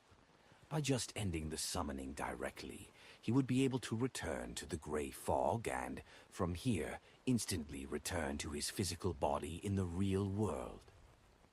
As the space above the gray fog could block the power of deities like the eternal blazing sun and the true creator, Klein believed that, without the interference of deities, the summoning wouldn't be interrupted. As long as the enemy didn't kill his spirit body or instantly knock him unconscious, Klein had the confidence to escape. This was also the reason why he didn't want to become a spirit body and still make a long trek over to the museum. The more time spent added even more variables. As the faint and dark crimson moonlight shone in from the window, the woman sitting at the top of the stairs between the bookshelves looked at the desk in silence. She looked at the spot where Klein had been. The surrounding cries of the baby and the eyeballs had disappeared one after another. After an unknown period of time, the top of the stairs suddenly became empty, as if no one had ever been there before. In the exhibition hall which housed Roselle's diary, Max Livermore said to his 2 team members, "Watch this place well. I'll go find the infiltrator. He must still be trapped somewhere on the first floor by the power of the sealed artifact." As he spoke, he looked at the sealed artifact, the model of the first floor of the museum, in a bid to find the red dot which represented the infiltrator and lock onto that person's location. However, no matter how he looked and counted, something didn't seem right. The number of people hadn't increased. Max Livermore froze where he was. 18 Kings Avenue in a certain wealthy merchant's storage room. Klein's eyes lit up again and the corners of his mouth curled up. He left the bookmarks and Azik's copper whistle above the gray fog and he didn't waste time returning to his body. After extinguishing the candles and ending the ritual, Klein cleaned up the scene. He used a specially concocted medication to neutralize the smell of the holy night powder and the essential oils from the ritual. After doing all of this, he dispelled the wall of spirituality, allowing the wind to blow away the remaining traces. Next, he took out his master key, planning to go through buildings before taking a rental carriage a distance away. Using his cane to determine his direction to prevent himself from getting lost and heading back to the Royal Museum or to a particular cathedral, Klein headed off at a brisk pace, opening the walls and doors that stood in his way with the master key. After walking in a straight line for a while, he suddenly felt like he was unable to determine his position. 2 more buildings and I'll be out. If I'm no longer on King's Avenue, I'll get a rental carriage, or I'll make another divination. I'll immediately study the card of blasphemy once I'm home. Klein quickly made up his mind. He placed the brass key, which was simply shaped against the wall, and gently twisted it. As the formless ripples spread out, he arrived at a neighboring building of the terraces. At this moment, his nose twitched as he smelled a strong stench of blood. The strong smell of blood. Klein frowned. He looked up and saw a lady laid out in the living room ahead of him. The woman's expression was filled with pain. There was a large wound at her abdomen, and her internal organs seemed to have disappeared. At the same time, Klein heard grunting noises. Chapter 3, 122. The Thrilling Night. The 12th case. That devil serial murderer. The moment he saw the corpse and heard the sound, Klein's hair stood on end. He knew that he had encountered a bad situation. Within his line of sight, the living room's decorations were mostly brilliant yellow and bright. There was nothing unusual about the coffee table and sofa. Only the carpet was stained bright red with blood as it slowly soaked through. On the side of the wound on the female corpse's abdomen, which was completely empty, sat a large-sized black dog. Its mouth was half open, revealing many sharp white teeth that sent shivers. On each tooth there were dark red marks like iron rust. This seemed to be the result of its prolonged consumption of flesh without frequent brushing. At this moment, the large black dog's teeth were still wrapped around blood-red small intestines, as well as bits and pieces of raw meat. Its head turned over, and its eyes, which resembled magma, reflected Klein, who was dressed as a worker, and his disguised face. Grunt. The large black dog let out a roar which sounded like it was showing dominance. It really is an animal. It's a Sequence 6 devil, a devil which is about to advance. And none of the preparations that I made today were for it. These few thoughts instantly flashed through Klein's mind. Suddenly, the black dog's body expanded rapidly, turning into a 2 to 3 meter tall monster. On its back, a pair of giant bat wings slowly spread open, and beside its ears, goat horns covered in mysterious patterns grew out. Red and blue flames leaped from off its luxuriant fur as the strong smell of sulfur followed. Almost at the same time, Klein stomped on the ground. Instead of retreating, he advanced, swinging his cane as he shot out at the gigantic devil dog like a cannonball. Swing. The black devil dog quickly pounced forward. Its sharp claws created afterimages as it swiped at Klein's body. Without a sound, its claws had penetrated the figure, as if they were piercing through the air. Klein's figure became faint as it quickly turned transparent. It was just an illusion. It was an illusion created by Klein. At this moment, he had already rolled on the ground and closed in towards the oriel window. Then, with his left hand pressing down, his entire body flew into the air, directly smashing through the glass. After identifying the enemy, he made up his mind to escape. Upon seeing this, the eyes of the huge devil dog immediately lit up like magma, as if there was a raging fire inside. It opened its mouth, which emitted a putrid smell, and said a word filled with foulness, a word that came from the devil language, die. Oof. Klein's body suddenly stopped. His heart felt as if it was being tightly clenched by an invisible hand. The figure that was frozen in midair instantly became thin and dim, turning into a crudely cut paper figurine. And this paper figurine was covered with red rust. Smash, clang. Two sounds of indistinguishable order sounded. Klein's figure appeared again, smashing through the oriel window and pouncing towards the stone-paved street. The paper figurine substitute slowly floated down as it ignited and emitted the smell of sulfur. The devil dog let out a low growl and pounced again, jumping onto the windowsill. A crimson-blue fireball flew out from its mouth, blasting in the direction of its enemy's escape route. The moment Klein landed on the ground, he immediately followed up with another roll. The crimson-blue fireball smashed to his side, but it didn't explode immediately, as if it was being affected by an invisible force, as though it was being detained. Boom! Only after Klein had scrambled a distance away did the fireball expand and explode, shattering the surrounding stone pavements. Seeing that the devil dog was about to pursue him, Klein opened his mouth, having prepared for this.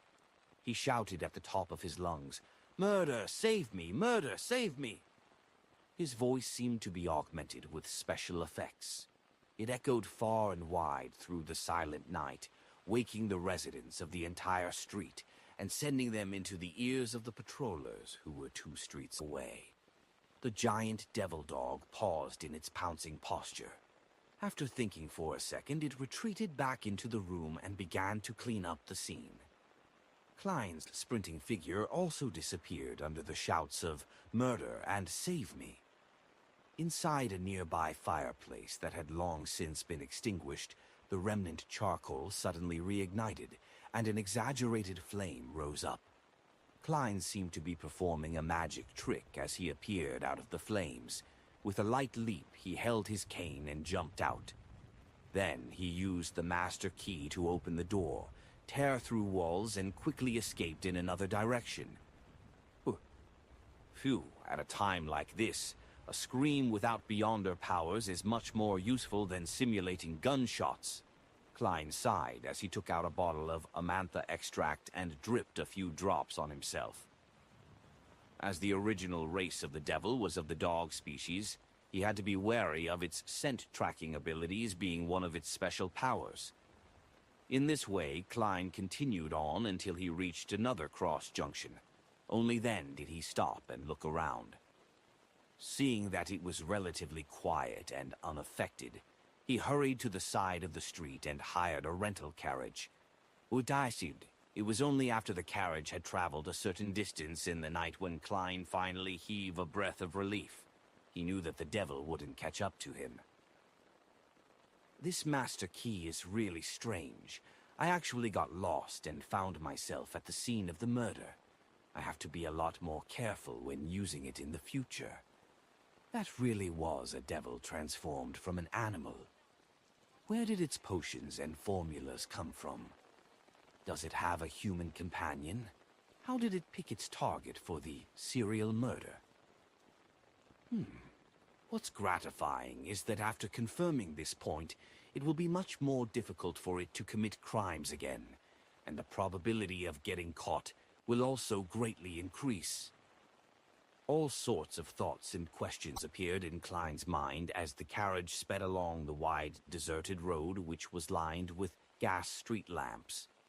Suddenly, Klein's heart skipped a beat, and an image naturally appeared in his mind. Pea vines drooped down from the sky and interweaved to form a dense forest. However, the carriage driver didn't seem to notice and continued to drive the carriage across the green vegetation. No good. Without hesitation, Klein lunged for the window, about to jump into the street. Bang!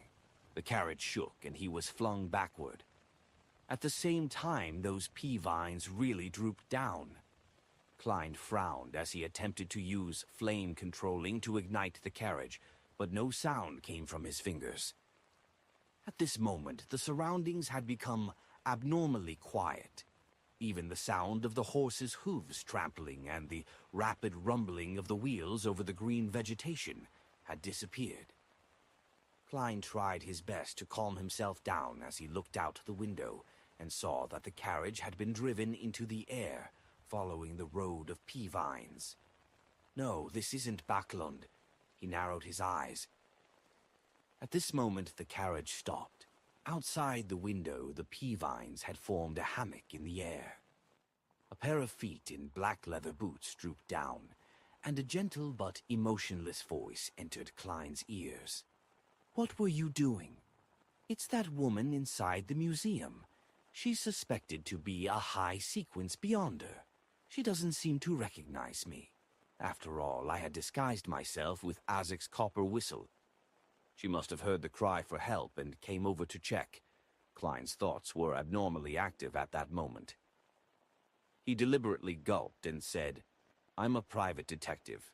Many friends and I are investigating the recent serial murders. I have a mystical item called the Master Key. It can open doors and let me pass through walls, but it will cause the holder to get lost. It was during this process that I ran into the scene of the crime. Because I wasn't the murderer's opponent, I could only shout for help while running." Everything I said was the truth, Klein silently added in his heart. Except, after he finished speaking, there was temporarily no response from the outside. However, he felt that a gaze had penetrated the carriage, passed through the obstructions, and was directly inspecting the items on his body. Fortunately, I left Isaac's copper whistle and the bookmarks above the gray fog just in case. At that moment, Klein was very glad. Caution and carefulness were indeed useful. After the indescribable and torturous silence, the gentle but emotionless female voice finally sounded again. "That key has a certain curse. It must not be used unless absolutely necessary." As soon as she finished her sentence, the surroundings changed completely.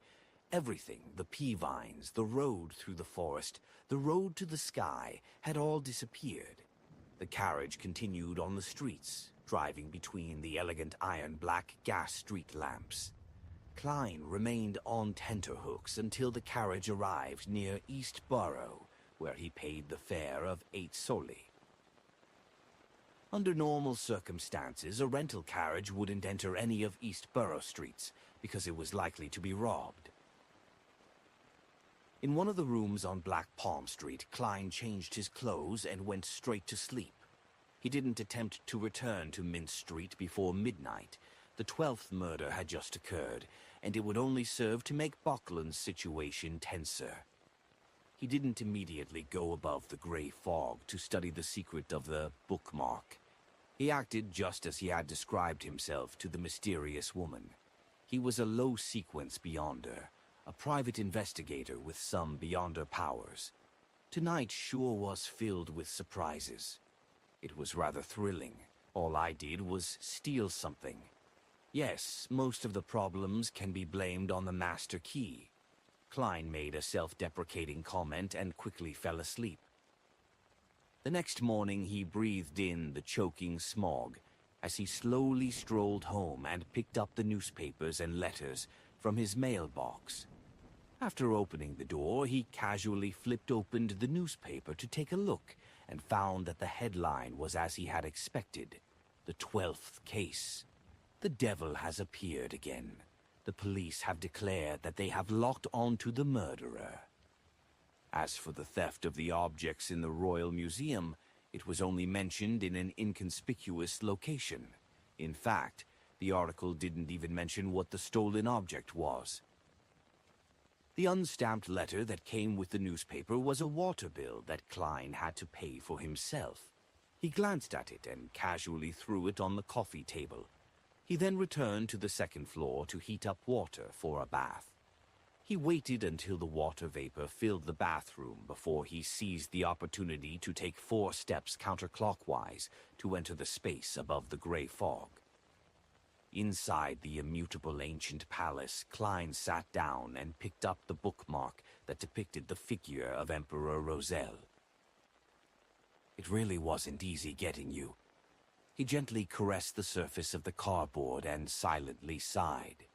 Chapter 3, 123. The Opening Incantation. The bookmark was, on the surface, nothing special. Roselle's portraits had been placed everywhere around the exhibition hall, and the image depicted was from the period when he was middle-aged. Klein kept flipping the bookmark repeatedly in scrutiny and found a tiny puncture, thereby confirming that this was the bookmark which Miss Justice had verified. He tried to spread his spirituality, and he slowly injected it inside. However, just like with ordinary objects, his spirituality only flowed and failed to permeate it, nor did it cause any abnormal changes. That's right. Roselle had the intention of finding someone who was fated, so he wouldn't specifically restrict it to Beyonders. Klein thought for a moment and then said softly in Faceac, "Pirate King." The bookmark still didn't respond. He tried the words in ancient Faceac, Intais, Loen, and other languages again, but the result was the same. As for Jotun, Elvish, Dragonese, and other languages from the mysticism domain, Klein could only try them out of hope since they was overly restrictive and unlikely to be the language used. Without a doubt, he failed. Immediately following that, Klein used Faceac again as he translated. One piece. The bookmark lay quietly on his palm, showing no sign of abnormality. Klein tried the steps he did from before, using different languages again, but he was constantly met with failure. It seems that my initial guess was wrong. The young Roselle might have used the meme of Pirate King to make a joke, but he might not necessarily do that when he was older. People will ultimately grow old and change. Klein reflected over his mistake as he tapped the edge of the long, mottled table with his finger, trying hard to infer from the bits of information that the diary had provided to unlock the bookmark. After a while, he took out a pen and paper, and he wrote down his thought process so as to avoid any confusion or contradictions. While doing this, Roselle was definitely maniacal and in despair. It also clearly showcases his warped humor. The fated ones will receive it, is proof, considering how it doesn't suit the world's lingo at present. Therefore, I can be certain that he really wanted someone to discover the uniqueness of the cards of blasphemy by chance. In that case, the unlocking method can't be too unimaginable, or something that will often appear in daily life. What Roselle required was a coincidence. For example, when someone holds the worthless bookmark and randomly says a specific word, then, congratulations, you have obtained a fortuitous opportunity. Yes, this is very in line with his warped humor.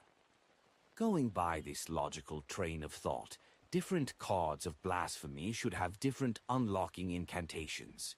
Using a single term to unlock all the cards of blasphemy clearly isn't congruent with Roselle's style. What is the incantation for unlocking this card? Well, the first things that can be ruled out are the words that are commonly used, words that are said all the time.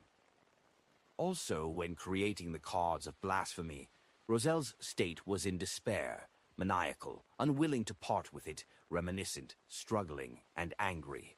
I can try to immerse myself in that state of mind and imagine myself to be Roselle at that point in time. I can imagine what kind of incantation I would have used.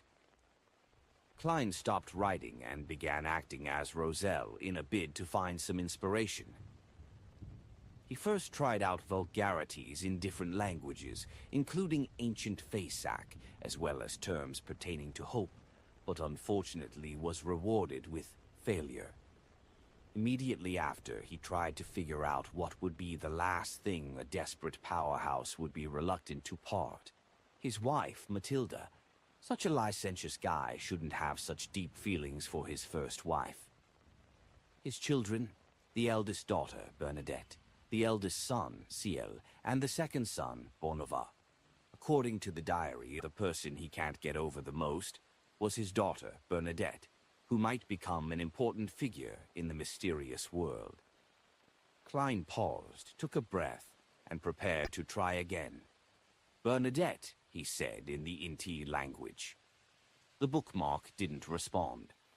Klein switched to the languages of Loan, Highlander, and Facesack, but still failed to achieve the desired results.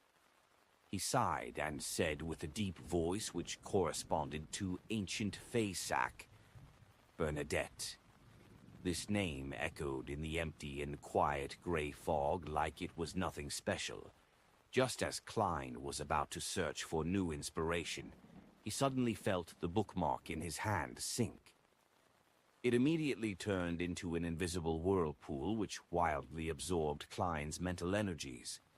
For an ordinary person, this was a huge burden, but for a Sequence 7 magician, it wasn't especially draining. Klein easily survived this hurdle and couldn't conceal his joy as he looked at the object in his palm. A bright light emitted bit by bit from the bookmark, and the image of Emperor Roselle on the outside was being replaced by an entirely new image. He was sitting on an ancient stone throne as he wore a black crown embedded with various precious stones on his head. He wore pitch-black armor, and a cape of the same color was draped over his body. He held a scepter, and he looked forward with cold, aloof eyes. On the upper left corner of the bookmark, there was a line of text condensed from the bright radiance of stars. Sequence 0, Dark Emperor. Sequence 0. Indeed, the secrets of the gods are hidden within. The Dark Emperor is actually Sequence 0, Klein thought with a smile, half sighing and half surprised. Soon after, the bookmark became three-dimensional, like a miniature book. The book moved without the wind, revealing a Roselle in a white hood. Beside it was a corresponding description in ancient Facesack. Sequence 9, Lawyer. Good at discovering and using loopholes in the rules and the weaknesses of their opponents, possesses excellent eloquence and reasoning skills. Potion formula. Klein glanced at the formula ingredients, but didn't look carefully. He reached out his hand and touched it, making the book flip to the next page. Sequence 8, Barbarian. Problems that cannot be solved by the law will be solved by force. This is also one of the rules. The Beyonders at this sequence have a high resistance to psychological influences. Potion formula. As Klein touched it, the book conjured from the card of blasphemy flipped through one page at a time. Sequence 7, Briber. Sequence 6, Baron of Corruption. Sequence 5, Mentor of Confusion. Sequence 4, Count of the Fallen. Sequence 3, Frenzied Mage. Sequence 2, Duke of Entropy. Sequence 1, Prince of Disorder. Sequence 0, Dark Emperor. After skimming through the book, Klein couldn't help but sigh. This really hides the profound secrets of becoming a god. It's no wonder all of the high-sequence Beyonders who tread this pathway will attempt to establish their own kingdoms and walk the lands. It's because the ritual of becoming a god requires it. To advance from Sequence 1, the Prince of Disorder, to Dark Emperor, the necessary ritual requires one to possess their own country, linking their name to the title of Emperor, making it common knowledge among the populace. Furthermore, one needed to establish a set of strict and complicated rules that defied normality, including architectural styles. Then they would spur on their citizens to secretly establish 9 mausoleums that were similar to pyramids, after which they would enter one of the mausoleums. With a large majority of the citizens who would be scattered across different cities in corresponding sacrificial rituals involved, the Prince of Disorder would imbibe the Sequence 9 potion. Once the advancement was successful, the Dark Emperor wouldn't truly die until all the 9 secret mausoleums were destroyed. Even if he was annihilated, he would still be able to awaken and return from one of the mausoleums. What was even more terrifying was that even if the deity was successfully killed and all 9 mausoleums destroyed, as long as a certain amount of the order set up by that deity remained, it was still possible for him to mysteriously revive. It appeared to be a loophole against death. The best way to completely obliterate him was for a new Dark Emperor to appear. This is a deity. Mortals cannot fight against deities, same for angels. Those who have yet to become deities will never be able to fathom the power of deities. Roselle exposited with deep implications at the end. In addition, Klein also knew one thing. Once there was a true god with a sequence 0, it was impossible for a sequence 1 Beyonder to appear. If there was no sequence 0, then, in the same way, there would be at most 3 sequence 1 Beyonders. This was a result of the law of Beyonder characteristics, indestructibility, and conservation. According to the Dark Emperor card of Blasphemy's description of the 10 sequences, Klein could clearly see that the greatest feature of this pathway was the shadow of it gradually evolving into order. Roselle also mentioned that if one had that card of blasphemy in hand after advancing to a high sequence Beyonder, the card would have a subtle reaction to the Beyonder ingredients that the person needed. Of course, it was limited to high sequence Beyonders of the Dark Emperor pathway. What a pity, this is of no use to me. Klein looked at the card of blasphemy thin down again, turning back into a poker card. However, it was no longer in disguise. On the surface, it depicted Roselle sitting on a stone throne. Sequence 0 Dark Emperor. Klein remained silent for a few seconds before he sighed silently. This card's biggest use to me is to exchange the formulas for the items I need. There's also some information about deities and sequences. Apart from that, there's almost no other use for it. Heh. At the very least, as the leader of the Tarot Club and as the Fool, I will no longer be an empty shell. I now hold one path of the divine, and it's not like I can't produce a high-sequence Beyonder formula anymore. Yes.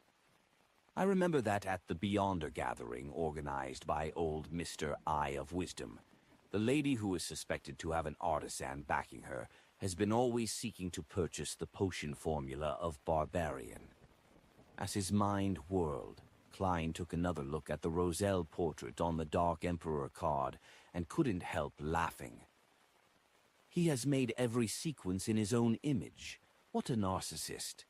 I'm suddenly very curious what the card of blasphemy for the Demoness pathway would look like. Heh. Reining in his thoughts, Klein destroyed the other bookmark he had casually picked up and discovered that it was just an ordinary bookmark. After doing all of this, he changed his seating posture and leaned back into his chair. He responded to Miss Justice's plea from last night and said calmly, "That was a card of blasphemy made by Roselle." Chapter 3, 124.